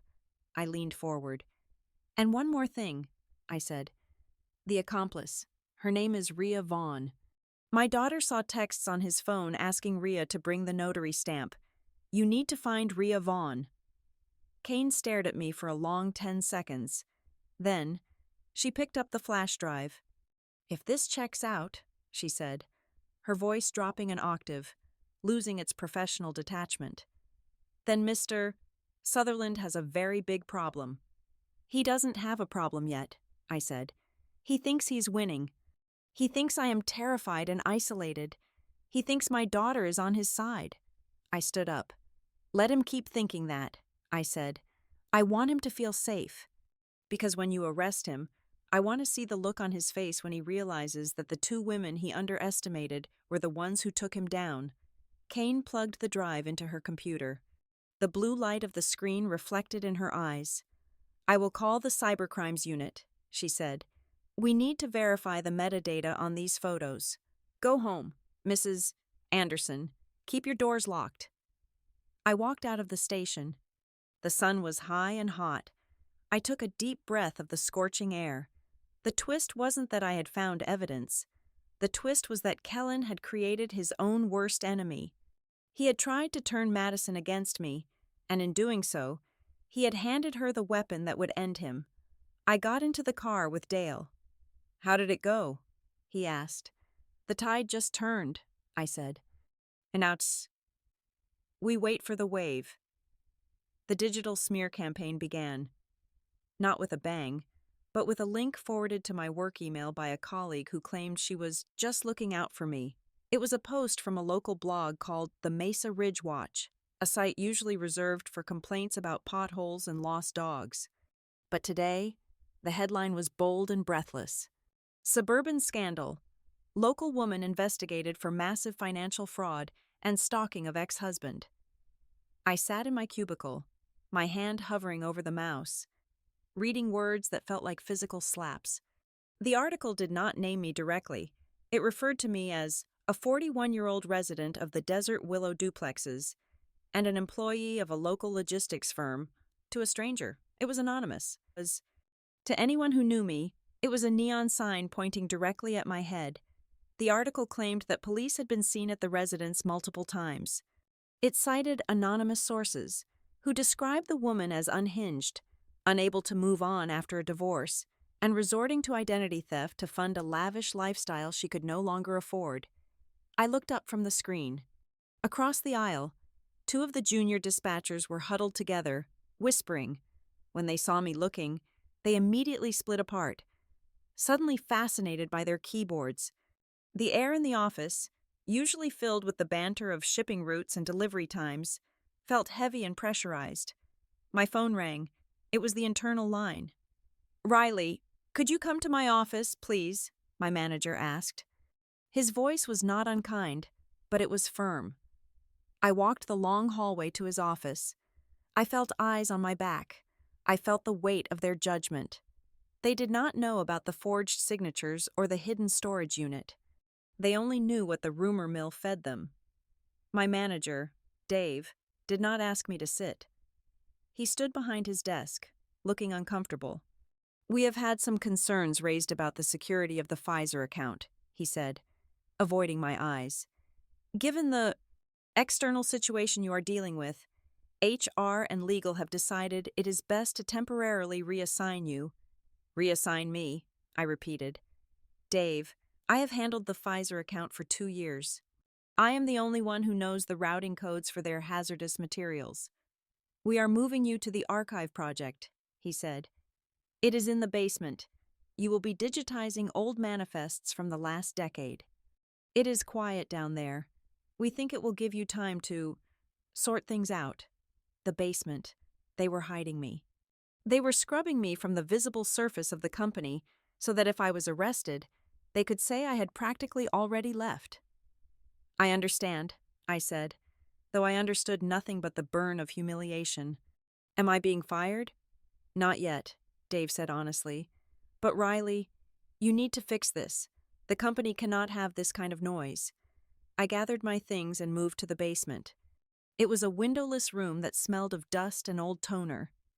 I sat there for 8 hours, scanning papers, while my career, the one thing I had built for myself after the divorce, crumbled upstairs. When I got home that evening, the assault continued. There was a voicemail from my landlord. "Ms. Anderson, this is Mr. Henderson. We received an anonymous letter today regarding your legal status. The letter suggests that law enforcement may be seizing assets at your property soon. I need to remind you that under your lease agreement, any criminal activity on the premises is grounds for immediate termination.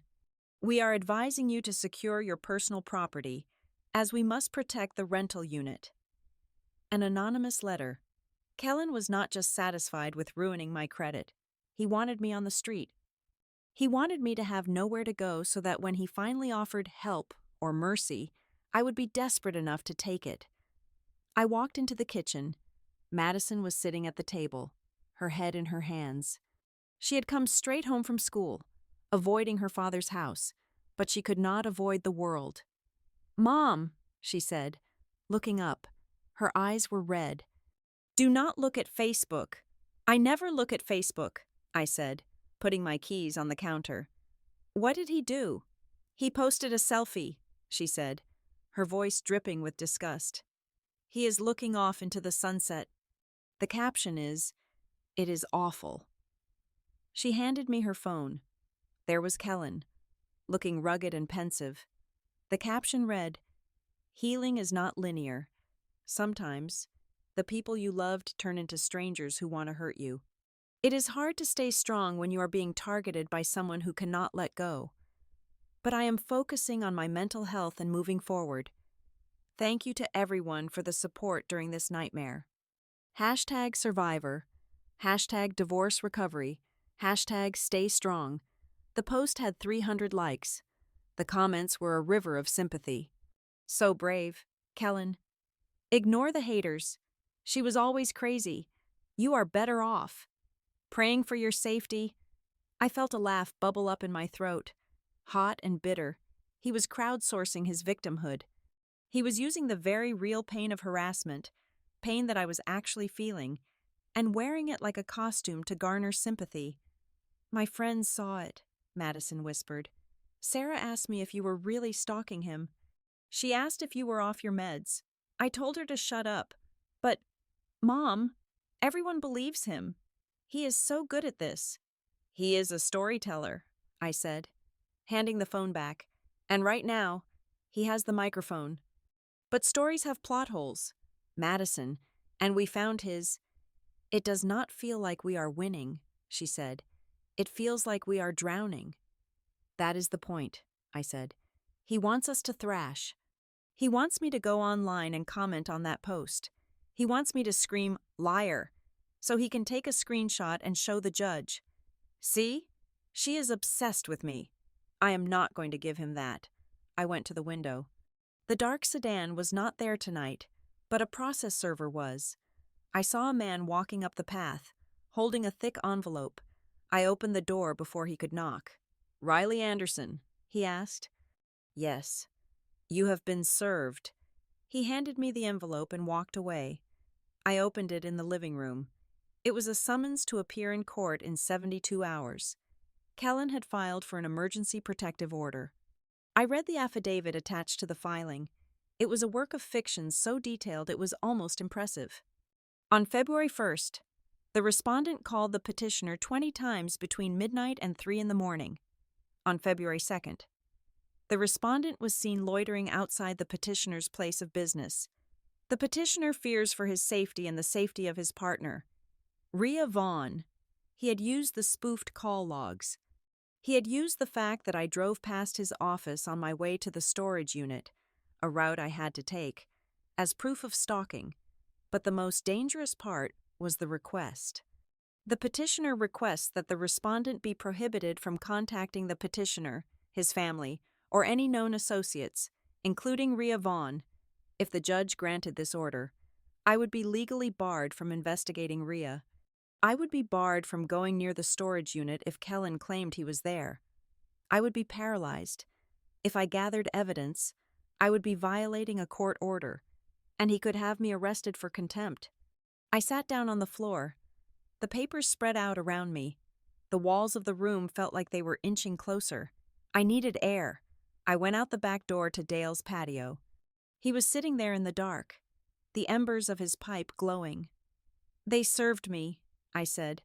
Protective order hearing in 3 days. He is moving fast, Dale said. He knows you are sniffing around. He wants to legally block you. He is winning the public opinion war, I said. My landlord wants to evict me. My boss put me in the basement. And the whole town thinks I'm a stalker because Kellen wrote a sad poem on Facebook. Let them think it, Dale said. You do not need to convince the town. You need to convince Detective Kane and the judge. I am tired, Dale, I admitted. I am so tired of being the villain in his story. Then change the story, Dale said. I found something on Rhea. I looked up. What? I called in a favor with a buddy who used to work at the county clerk's office. Dale said. He looked up Rhea Vaughn. She isn't just a notary. She runs a business called Vaughn Document Solutions. It is a storefront in that strip mall, but it is barely legal. What do you mean? She is what they call a petition preparer, Dale explained. She helps people file for bankruptcy, divorce, and restraining orders without a lawyer. She knows the paperwork. She knows the loopholes. She knows exactly how to phrase an affidavit to get a judge to sign an emergency order without a hearing. So Kellen didn't just find a mistress, I said. The realization dawning on me. He found a consultant. Exactly, Dale said. He found someone who knows how to weaponize the bureaucracy. That is why the signatures are so good. That is why the mail diversion worked. She knows the internal systems. She is the architect, I whispered. Kellen provides the malice, but Rhea provides the method. And if you look at her business license, Dale continued, it was renewed 3 months ago. Guess who is listed as a silent partner on the LLC paperwork? I held my breath. Kellen? No, Dale said. But the address for the silent partner is Box 404 at the shipping center on East Valley Boulevard. My jaw dropped. The mail drop, the one in my name. He listed you as the partner, Dale said.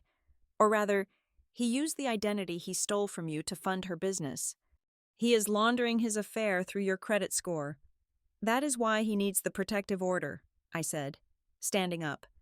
He is terrified I will find out that I technically own half of his mistress's business. If you go to that hearing and lose, Dale warned, you cannot touch her. You cannot subpoena her records. You cannot go near her shop. I am not going to lose, I said, but I cannot go in there yelling about conspiracies. I need to be the sanest person in the room. I went back inside my duplex. The silence was still there, but the fear was gone. It had been replaced by a cold, sharp clarity. I looked at the summons again. Kellen wanted a show. He wanted me to break down in court. He wanted me to scream at him so the bailiff would have to restrain me. He wanted the crazy ex-wife. I walked to my closet and pulled out my suit. It was navy blue, conservative, impeccable. I checked it for lint. I hung it on the door. I sat down at my computer. I did not log onto Facebook. I did not reply to the anonymous texts calling me a psycho. I did not email my landlord back with threats. I opened a blank document.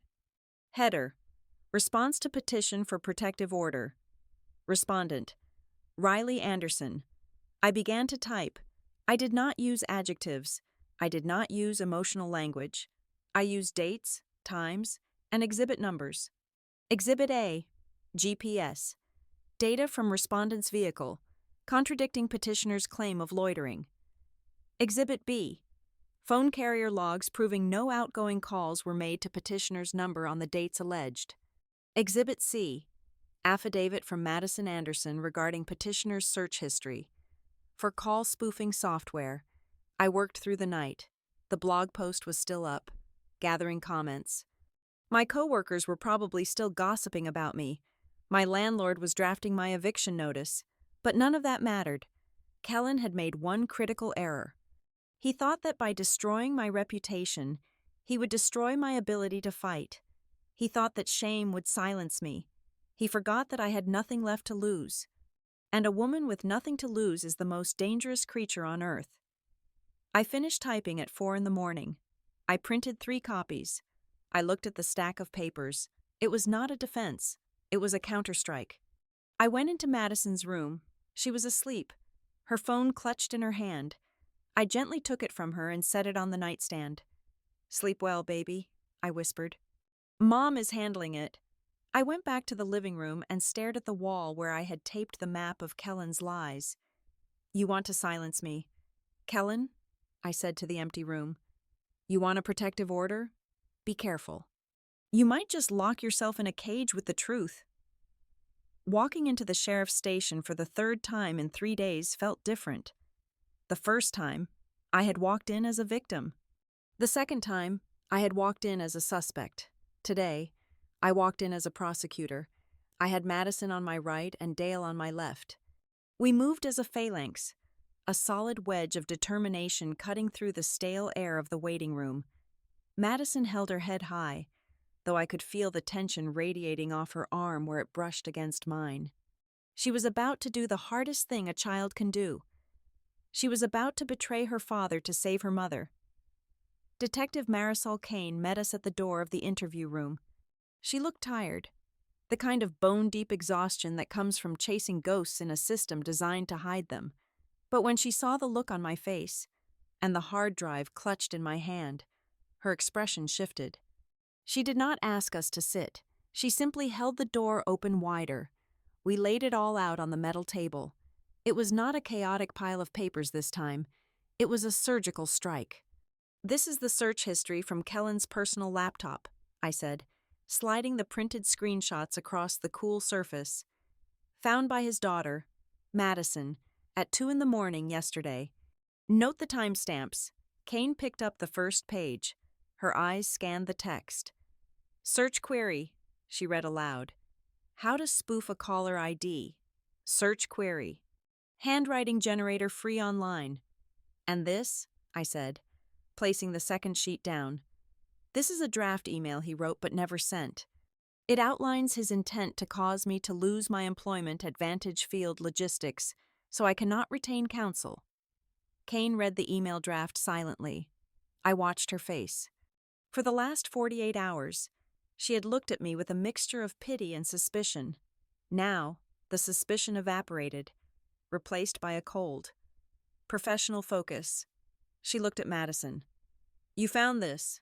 Kane asked. "Yes," Madison said. Her voice was steady, clearer than I had expected. "He gave me the laptop to use. He forgot to wipe the admin profile history. I took the photos, uploaded them to the cloud, and then deleted my access log so he would not know I had seen it." Kane nodded slowly. It was a nod of respect. "That was very brave, Madison. And very smart." "There is more," Dale interjected. He pushed the third piece of evidence forward. Riley received a payment confirmation for a storage unit, Unit 209 at Red Rock Mini Storage. The account is under a shell name, KAS Logistics. But the access logs show Kellen entering the facility at times that align perfectly with the digital crimes committed against Riley. "And he meets a woman there," Madison added. "Her name is Rhea. I heard him on the phone. He told her to bring the notary stamp." Kane looked up sharply. "Rhea Vaughn? You know her?" I asked. "I know the name," Kane said. She stood up and walked to the door, opening it to shout at a uniformed officer down the hall. "Get me a warrant for the surveillance footage at the strip mall on East Valley Boulevard, and get me the employment records for Vaughn Document Solutions. Now." She closed the door and turned back to us. The dynamic in the room had shifted entirely. We were no longer adversaries. We were a team. "If he is using a notary stamp illegally," Kane said, her voice low and dangerous, "and if he is spoofing calls to manufacture a stalking case, he is not just committing fraud, he is tampering with the judicial process. Judges take that personally. We need to prove it was him signing the loans," I said. "The signature looks like mine. He used a generator to practice."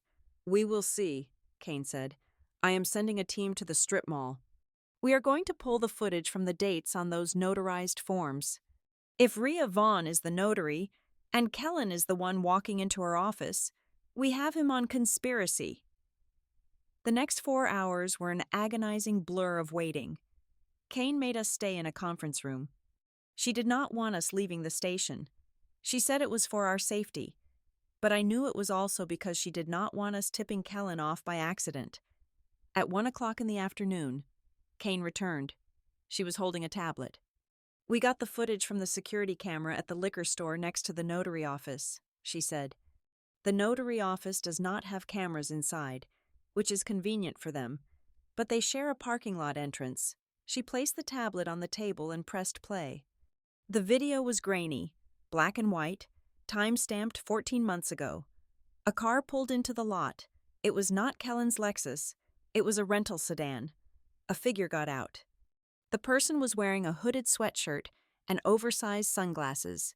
They were trying to look obscure, trying to hide their gender and identity. "It is hard to see the face," I said, my heart sinking. "Watch the walk," Kane said.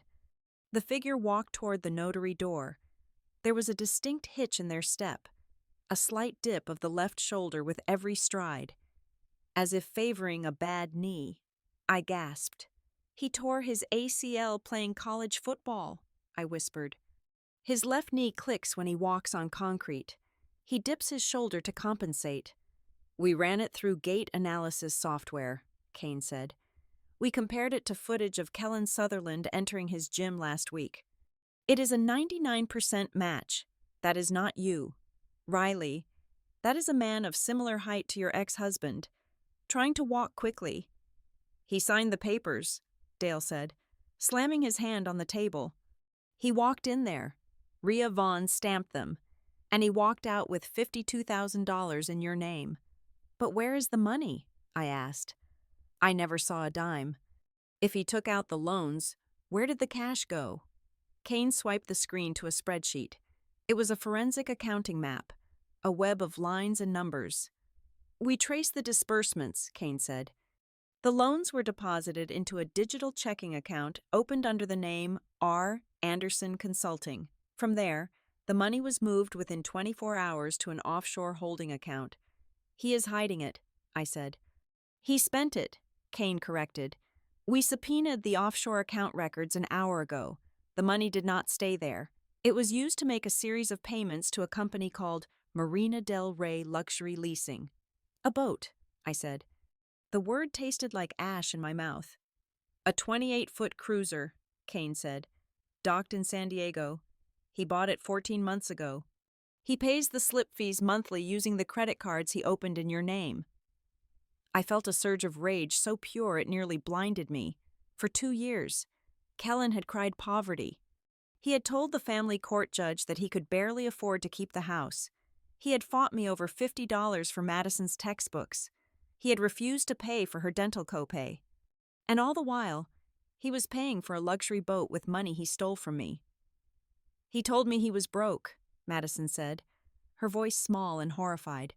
He told me he couldn't help me with tuition this semester because the divorce drained him.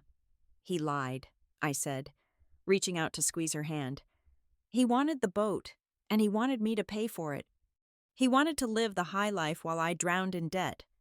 We brought Rhea Vaughn in 20 minutes ago, Kane said, looking at her watch. She is in interview room C right now. Did she talk? Dale asked. She crumbled, Kane said with a grim satisfaction. These facilitators are always tough until they realize they are facing federal charges for wire fraud. I told her we had the footage of Kellen entering her shop on the dates she notarized your signature. I told her we knew about the boat. What did she say? I asked. She said Kellen hired her, Kane said. She admitted that he paid her $5,000 to handle the paperwork and provide the notary stamps. She claims she thought he had your permission, that you were just too busy to come in. She is trying to play dumb, claiming she didn't know it was fraud, just a convenience signing, but she gave us everything. The dates, the amounts, and the fact that he specifically asked for the mail to be diverted so you wouldn't see the statements. She is turning on him, Dale said. Like a rat on a sinking ship, Kane agreed. So what happens now? I asked. Is he arrested? Not yet, Kane said. We need to close the loop on the stalking charge. If we arrest him for fraud now, he will post bail and use the stalking hearing to paint this as a retaliatory investigation. I want to nail him for everything at once. She picked up her phone and dialed a number. This is Detective Kane, she said into the receiver. I need to speak to the fraud department at Vista Bank. Yes, regarding the dispute on the Anderson account. I am confirming that the dispute was filed fraudulently by a third party. The account holder, Riley Anderson, is the victim. Release the hold on her funds immediately. She hung up and looked at me. Your bank account should be unlocked by 5 o'clock today.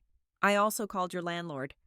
I told him that the anonymous letter he received is evidence in a criminal harassment investigation, and that if he proceeds with eviction, he will be interfering with a police matter. He backed off. I let out a breath I felt like I had been holding for a week. The vice around my chest loosened just a fraction. And my job? I asked. I spoke to your HR director, Kane said. I could not give them details, but I told them that the investigation has pivoted and that you are no longer the primary suspect. I told them that any adverse action they take against you based on these false allegations could result in significant liability for them. They are keeping you in the archives for now, just until the dust settles, but you are not getting fired. Thank you, I said. Tears pricked my eyes. Thank you for believing us. Do not thank me yet, Kane said. Her face did not soften. Instead, it grew harder. She leaned across the table, her eyes locking onto mine. Riley, you need to listen to me very carefully. We have him on the ropes.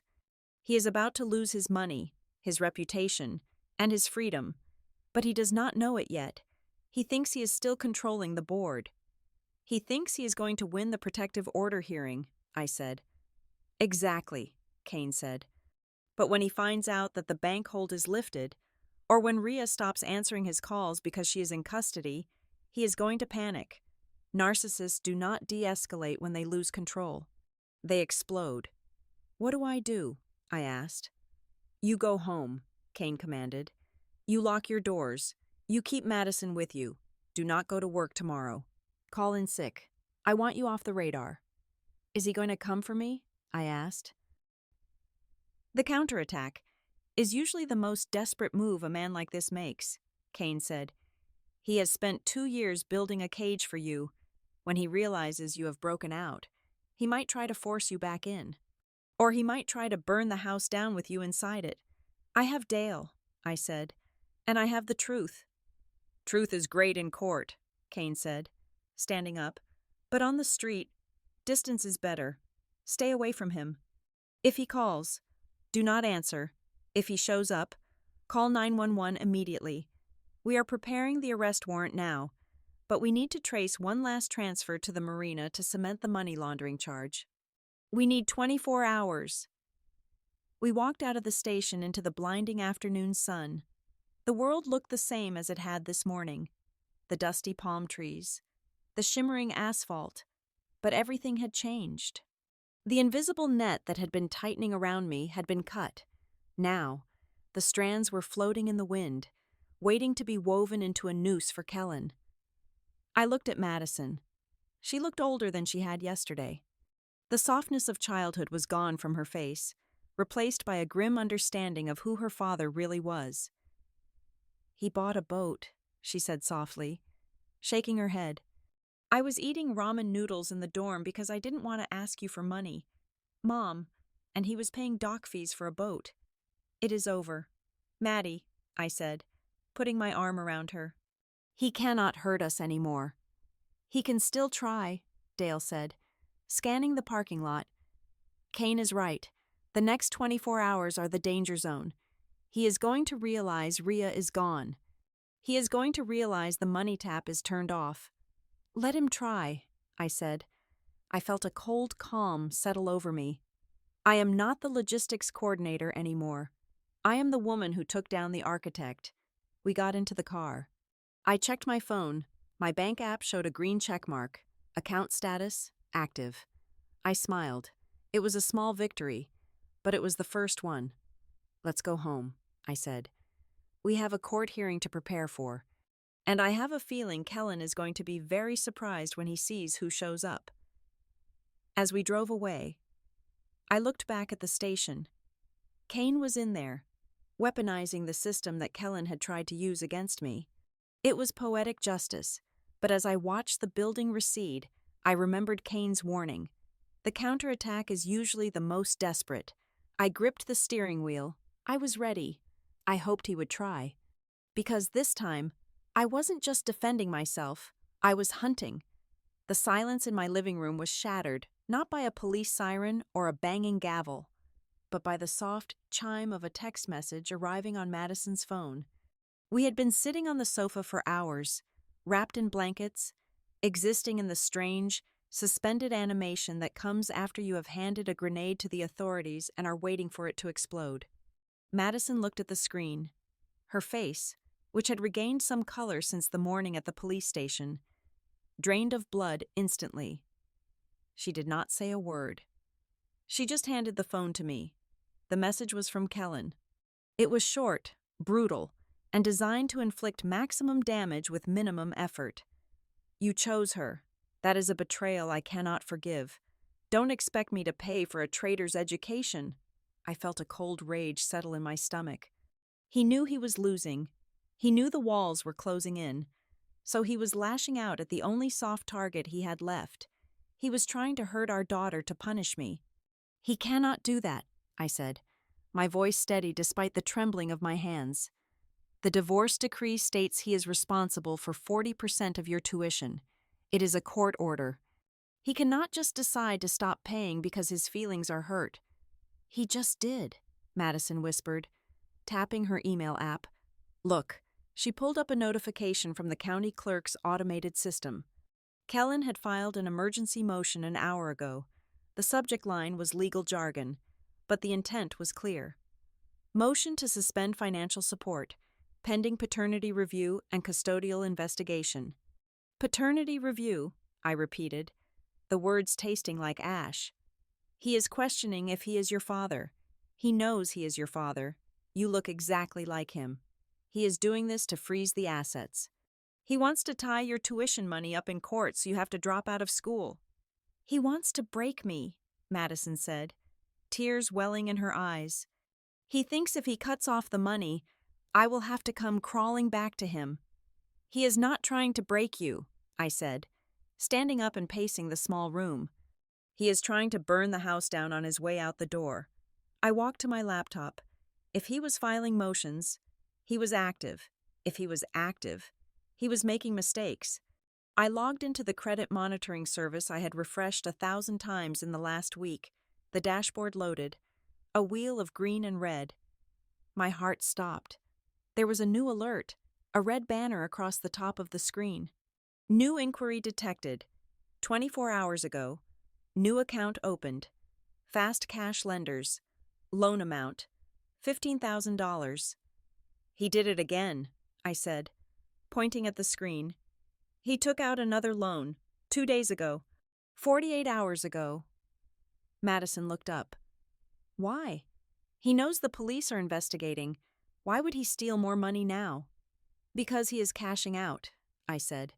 This is the scorched earth policy. He knows the investigation is heating up. He knows about the bank freeze on my main account. He is grabbing every cent he can get his hands on before the handcuffs go on. He is looting my identity one last time. I grabbed my phone and dialed Detective Kane's direct line. It was 8 o'clock at night, but she answered on the first ring.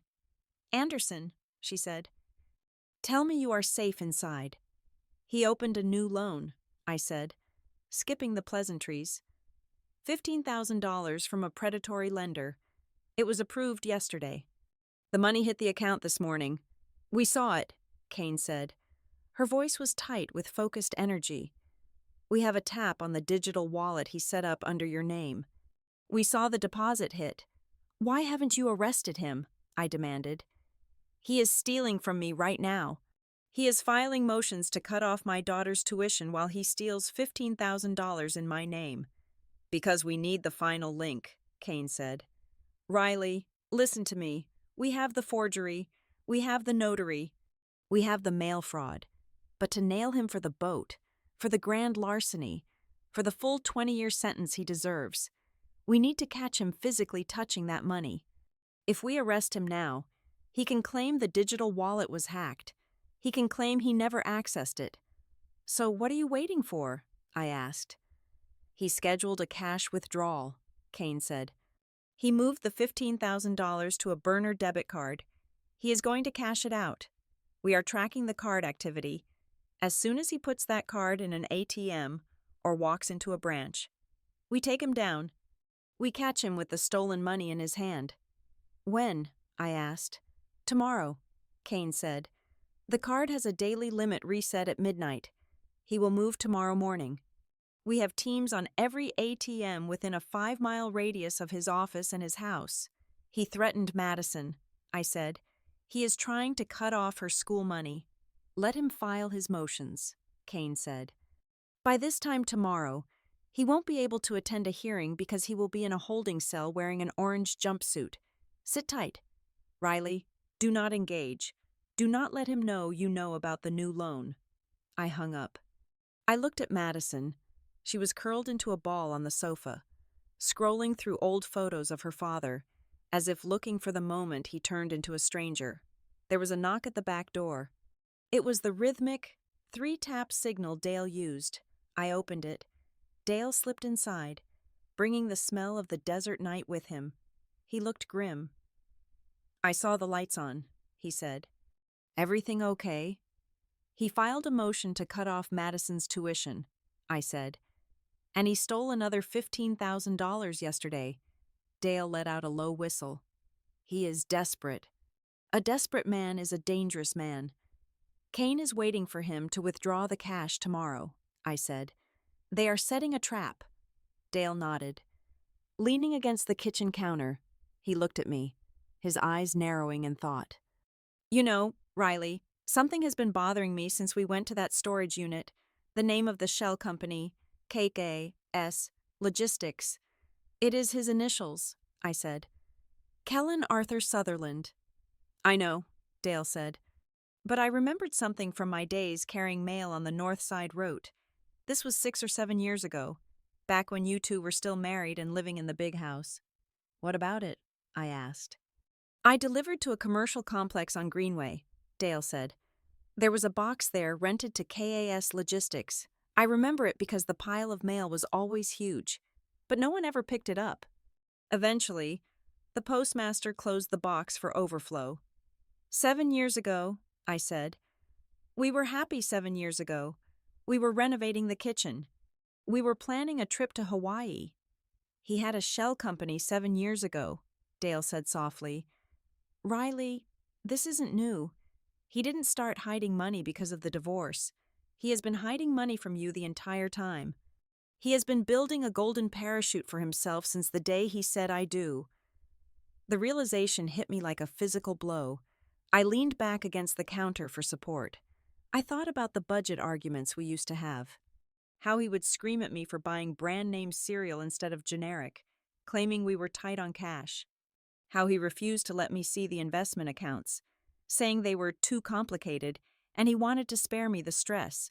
He hadn't been sparing me stress. He had been skimming. He had been stealing from our marital assets for a decade. He never intended to stay, I whispered. He was always planning to leave. He just waited until he had drained enough equity to make it comfortable. Madison sat up. She looked from Dale to me. Her face was pale. It is worse than that. Mom, she said. Her voice was trembling. What do you mean? I asked. I didn't tell you everything I heard when he was on the phone with Rhea. Madison said. I was too scared, but when he was talking to her about the notary stamp, he said something else. She took a deep breath, steeling herself. He said, once the felony charges stick, Riley will be in custody for at least 6 months pending trial. She will be labeled a flight risk because of the identity theft. When she is locked up, the girl has nowhere to go. She will have to come back to the house. I will get full custody by default. The room went silent. The air conditioner hummed, a mechanical drone that sounded like a scream in the quiet. He wants me in jail, I said. The words felt foreign, impossible. He isn't just trying to ruin my credit. He is trying to frame me for a felony so he can take you. He told Rhea that you are unstable and that prison is the only place you can't damage the daughter, Madison said, tears spilling over her cheeks. He thinks he is saving me from you. He thinks if he destroys you completely, he wins me back as a prize. I felt a coldness spread through my veins that had nothing to do with fear. It was clarity, absolute, crystalline clarity. Kellen was not just a thief. He was a predator. He viewed us as property. I was the property that had escaped, and he was trying to recapture me by destroying my freedom. And Madison was the property he felt entitled to possess. This was not about money. It never was. It was about power. It was about the fact that I had dared to walk away and build a life without his permission. He wants to paint me as a criminal, I said. He wants the world to see Riley Anderson, the fraudster, the stalker, the crazy woman. I looked at Dale. His face was hard, his jaw set. We cannot let him win, Dale said. Kane needs to know this. This proves motive for the setup. It proves why he made the forgery so obvious that it would get caught, but good enough to look like you did it. He wanted you caught. I will tell Kane, I said. But right now, I need to focus on tomorrow. I walked over to Madison and sat down next to her. I pulled her into my arms. She buried her face in my neck, just like she used to when she was 5 years old and afraid of thunder. He is not going to get me, I promised her. And he is never, ever going to own you again. We sat there for a long time. Dale eventually left. Promising to keep watch from his front window all night, I locked the doors. I checked the windows. I went into the kitchen to make tea, though I knew I wouldn't drink it. I stood by the sink, looking out into the darkness of the backyard. The moon was a sliver of white in the black sky. Tomorrow was the end. One way or another, if Kane's trap failed, if Kellen sensed the setup and didn't withdraw the money, he would walk free. He would win the protective order hearing. He would cut off Madison's tuition. He would continue to bleed me dry until I was homeless or in prison. But if it worked... I imagined Kellen standing at an ATM, his hand on the plastic card, the machine whirring as it dispensed the cash that would seal his fate. I imagined the look on his face when the unmarked cars swarmed him. I imagined the moment he realized that the script he had written, the one where I was the villain and he was the hero, had been rewritten by the very people he underestimated. I looked back at Madison, who had fallen asleep on the sofa, exhausted by the trauma of seeing her father's true face. I turned off the kitchen light. "You wanted a war, Kellen," I whispered to the darkness. "You wanted to see what I would do to save my child." I touched the screen of my phone one last time.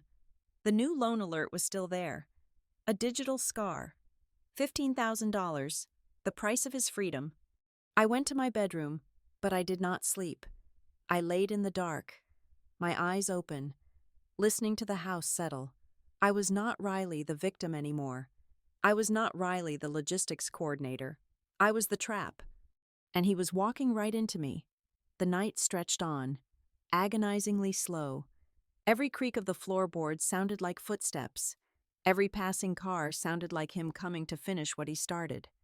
But the sun eventually began to gray the horizon. The day of reckoning had arrived. I got up, showered, and dressed in my armor, jeans and a t-shirt. Simple and clean, I made coffee. I woke Madison. "Today is the day," I said.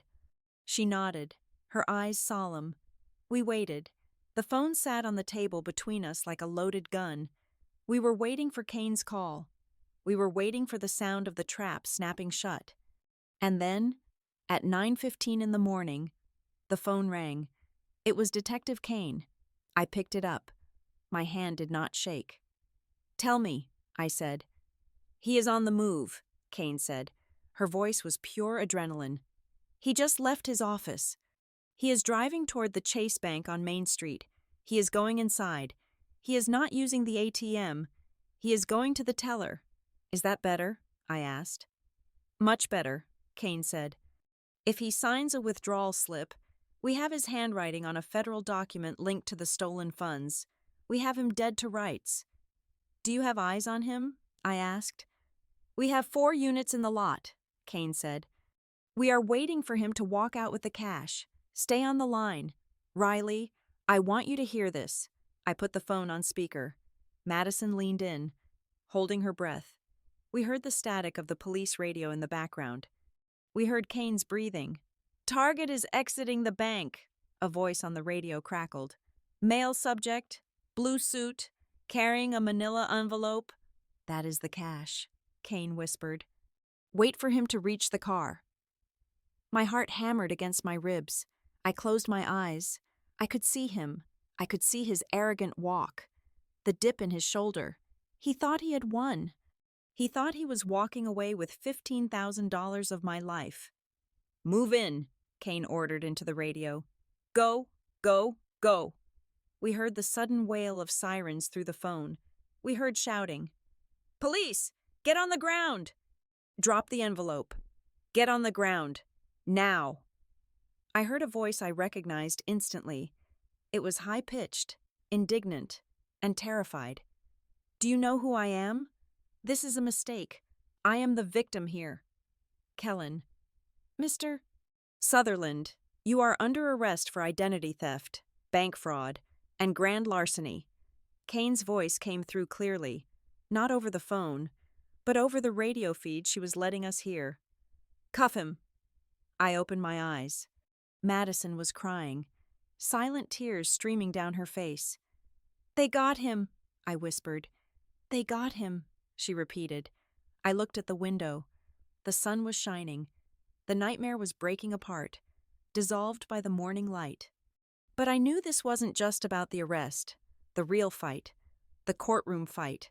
The fight to reclaim my name was just beginning, but for the first time in 2 years, I wasn't afraid.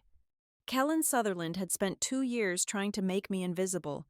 He had just ensured that everyone would see exactly who he was. "Riley," Kane said, coming back on the line. We have him. The envelope is full of cash. We found 3 credit cards in your name in his wallet. It is over. Thank you, I said. I will see you at the station, Kane said. You have a statement to write? And Riley? Yes? You can breathe now. I hung up the phone. I looked at Madison. It is done, I said. But as I looked at her relief, I felt a strange, cold resolve. It wasn't done. Not yet. He had taken 2 years of my life. He had tried to take my daughter. He had tried to take my sanity. He was going to pay for every single second.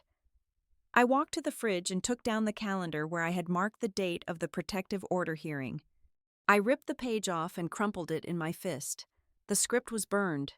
Now, we wrote the ending. The sound of handcuffs ratcheting shut is a very specific noise. It is mechanical, final, and entirely devoid of mercy. I heard it over the phone line first, transmitted through Detective Kane's open radio channel, but seeing the aftermath an hour later was something else entirely. I sat in the observation room at the station, watching through the one-way mirror. Kellen sat in the interrogation chair. The arrogance that had defined his posture for the last decade was gone, replaced by a jittery, cornered energy. He looked smaller.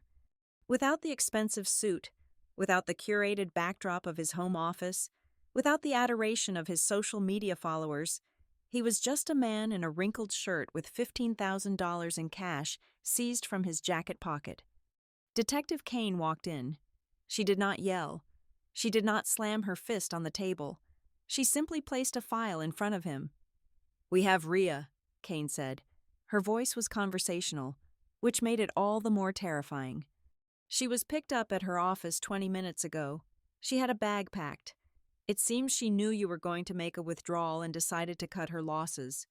She is currently negotiating a plea deal that involves testifying against you for a reduced sentence on the conspiracy charges." Kellen flinched. Rhea is a confused woman. She doesn't know what she's talking about. "She knows enough to tell us where you hid the rest of the money," Kane said. "And she knows about the boat." I watched Kellen's face crumble. The boat was his secret sanctuary, his symbol of escape. Knowing that we knew about it destroyed his fantasy of being smarter than everyone else. The wheels of justice, often criticized for turning slowly, moved with terrifying speed once the grease of undeniable evidence was applied. Because Kellen had been caught in the act of a federal crime, withdrawing stolen funds from a bank, bail was denied. He was deemed a flight risk. The man who had tried to paint me as a criminal was now sleeping on a cot in a county lockup. The trial, or rather the series of hearings that culminated in the final judgment, arrived 3 months later. It felt like a lifetime, but it also felt like the blinking of an eye. The courtroom was cold and smelled of floor wax. I sat in the front row. Madison sat beside me. She held my hand so tightly her knuckles were white. Kellen's defense attorney was a sharp-looking man with a reputation for theatrics. He tried to stick to the original script. In his opening statement, he painted Kellen as a victim of a bitter, vindictive ex-wife who had orchestrated a complex frame-up to ruin his reputation. "Ladies and gentlemen," the lawyer said, pacing in front of the jury, "Mr. Sutherland is a pillar of this community. The prosecution wants you to believe that a man with a successful consulting career would risk everything to steal from his ex-wife. This is not fraud. This is a domestic dispute spilled into a courtroom. Ms. Anderson has a history of instability. She has been obsessed with my client since their divorce." I felt the eyes of the jury on me. I did not shrink. I sat straighter. I let them look. I wanted them to see that I was not the hysterical woman Kellen had described in his police reports. I was a mother who had survived a siege. Then, the prosecutor stood up. He was young, meticulous, and he had Detective Kane's file. He did not use adjectives. He used data. He called Detective Kane to the stand. She walked through the evidence with surgical precision. "Exhibit A," Kane said, pointing to the screen. "Surveillance footage from the notary office. Gait analysis confirms a 99% match to the defendant. The individual is seen entering the office on 9 separate occasions. each corresponding to the date of a fraudulent loan application. The jury watched the man in the hoodie limp walk into the store. They looked at Kellen. They looked back at the screen. Exhibit B, Kane continued. Bank records showing the flow of funds. $52,000 moved from the fraudulent accounts to a holding company in the Cayman Islands, and then used to pay slip fees for a vessel named the Second Act, docked in San Diego. The vessel is registered to KAS. Logistics, the courtroom murmured. The name of the boat was a stroke of narcissistic genius that backfired beautifully. Exhibit C, Kane said. An email draft found on the defendant's personal computer. It outlines a strategy to cause the victim, Ms. Anderson, to lose her security clearance and employment, thereby rendering her unable to afford legal defense. Kellen stared at the table. He refused to look at the screen. But the final blow, the one that made the jury gasp, came from Madison. When they called her name, Kellen looked up. He mouthed something to her. I think it was, "I love you." It was a manipulation, a last-ditch effort to rattle her. Madison walked to the stand.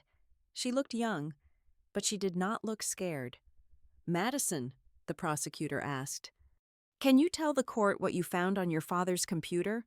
I found his search history, Madison said. Her voice was clear, amplified by the microphone. He searched for how to spoof a phone number, he searched for handwriting generator, and he searched for how to get full custody if the mother is in jail. The defense attorney objected, claiming hearsay, but the judge overruled him. The digital forensics report backed up every word she said. Then came the twist that unraveled the last of Kellen's defense. The prosecutor projected a timeline on the wall. The defense claims Mr. Sutherland filed for a protective order because Ms. Anderson was stalking him. The prosecutor said, he cited 20 calls received on February 1st. We analyzed the defendant's phone records alongside the spoofing app logs found on his cloud account. He pointed to 2 columns of data. At 12:01 in the morning, the defendant's spoofing app initiated a call to his own phone, masking the ID to look like Ms. Anderson's number. At 12:02, his phone rang.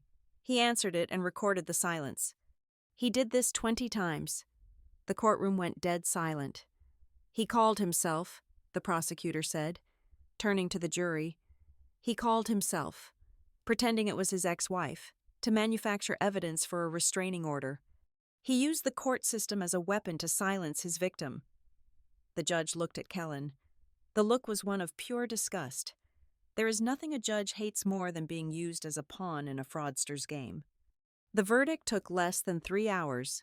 Guilty, on all counts, wire fraud, aggravated identity theft, forgery, perjury, conspiracy to commit fraud. When the judge read the sentence, I held my breath. Mr. Sutherland, your actions were not merely financial crimes, the judge said. They were a calculated campaign of psychological terror against a woman and her child. You manipulated the banking system, the postal service, and this court. I sentence you to 120 months in federal prison, followed by 5 years of supervised release. You are also ordered to pay full restitution of $52,000 plus legal fees. 10 years. Kellen did not scream. He did not cry. He just slumped. The air went out of him.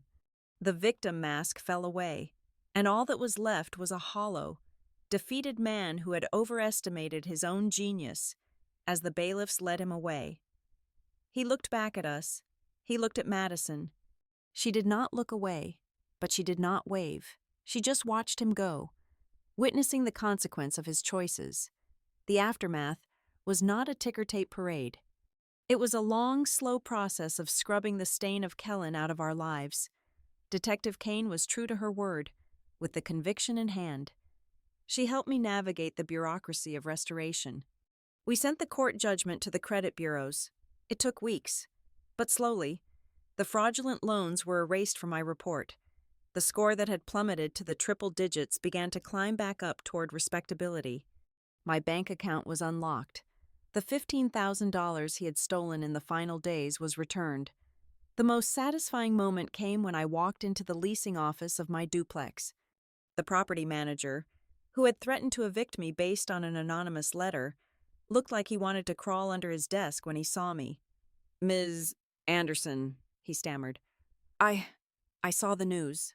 I am so sorry. We had no idea." "You had an idea," I said calmly. "You chose to believe a letter over a tenant who has never missed a payment. I am breaking my lease, penalty-free. I have the legal code right here if you want to argue about it." He signed the papers without a word. My job was a harder fix. The suspicion at the office lingered for a while. People love a scandal, and even though I was vindicated, I was still the woman who had brought drama into the workplace. But my manager, Dave, did the right thing.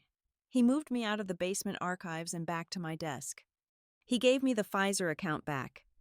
"We messed up, Riley," he admitted one afternoon. "We should have backed you." "Yes," I said. "You should have, but I am good at logistics. Dave, I know how to fix broken supply chains. I will fix this department too." And I did. I worked harder than ever, not out of fear, but out of pride. I wasn't just surviving anymore. I was thriving. Madison and I moved 2 months later. We found a place on the other side of the valley. It was not a house. It was a 2-bedroom apartment in a complex with a pool and a lot of light. It was smaller than the duplex, and tiny compared to the marital home Kellen had kept, but it was beautiful. It was clean. It was ours. The walls were painted a soft dove gray. We bought new furniture, cheap, flat-pack stuff that we assembled together on the living room floor. Laughing when we put the legs on backward, we hung pictures that had nothing to do with the past. One evening, about 6 months after the sentencing, I was standing on our small balcony. The desert heat was breaking, giving way to a cool, purple twilight. Madison was inside, studying for her finals. Her tuition was paid. I had used the restitution money Kellen was forced to liquidate his assets for, the boat was sold at auction, to cover her next 2 years. Dale came over for dinner. He brought a cactus for the new place. "It is resilient," he said, placing it on the table. "Like you." "I do not feel resilient," I said, pouring him a glass of iced tea. "I just feel tired, but it is a good tired." "You took down a giant," Dale said. "You should be proud." I looked out at the city lights. Somewhere out there, in a federal penitentiary, Kellen was sitting in a cell. He was probably telling anyone who would listen that he was innocent, that he was framed. But it didn't matter. No one was listening anymore. His audience was gone. The most important thing wasn't the money, or the credit score, or even the vindication. It was the silence.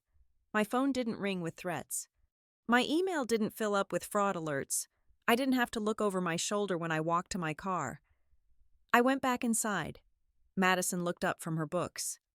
"Hey, Mom," she said. "I was thinking, maybe we should take a trip this summer. Just us. Maybe the coast?" "I think that sounds perfect," I said. I walked into the kitchen and opened a new notebook. For 2 years, my life had been a series of lists. List of debts, list of evidence, list of fears. I picked up a pen. I wrote, "Plan for the future. Buy a swimsuit. Find a good book. Live." I realized then that I wasn't waiting for the other shoe to drop anymore. I wasn't Riley the victim. I wasn't Riley the survivor. I was just Riley. The story Kellen had tried to write for me, a tragedy about a bitter, broken woman, had been thrown in the trash. I had written the ending, and looking around my small, quiet, safe apartment, I knew it was a masterpiece. I put the pen down. I felt light. It wasn't the explosive joy of winning the lottery. It was the quiet, steady lightness of freedom. And that was enough. Thank you so much for listening to this story. I would love to hear where you are tuning in from. So please drop a comment below with your city or country. It is always amazing to see how far these stories travel. If you enjoyed this journey and want to support the channel, please consider subscribing to Olivia Revenge Stories, hitting that like button, and smashing the hype button to help this video get recommended to more people. Your support means the world to us.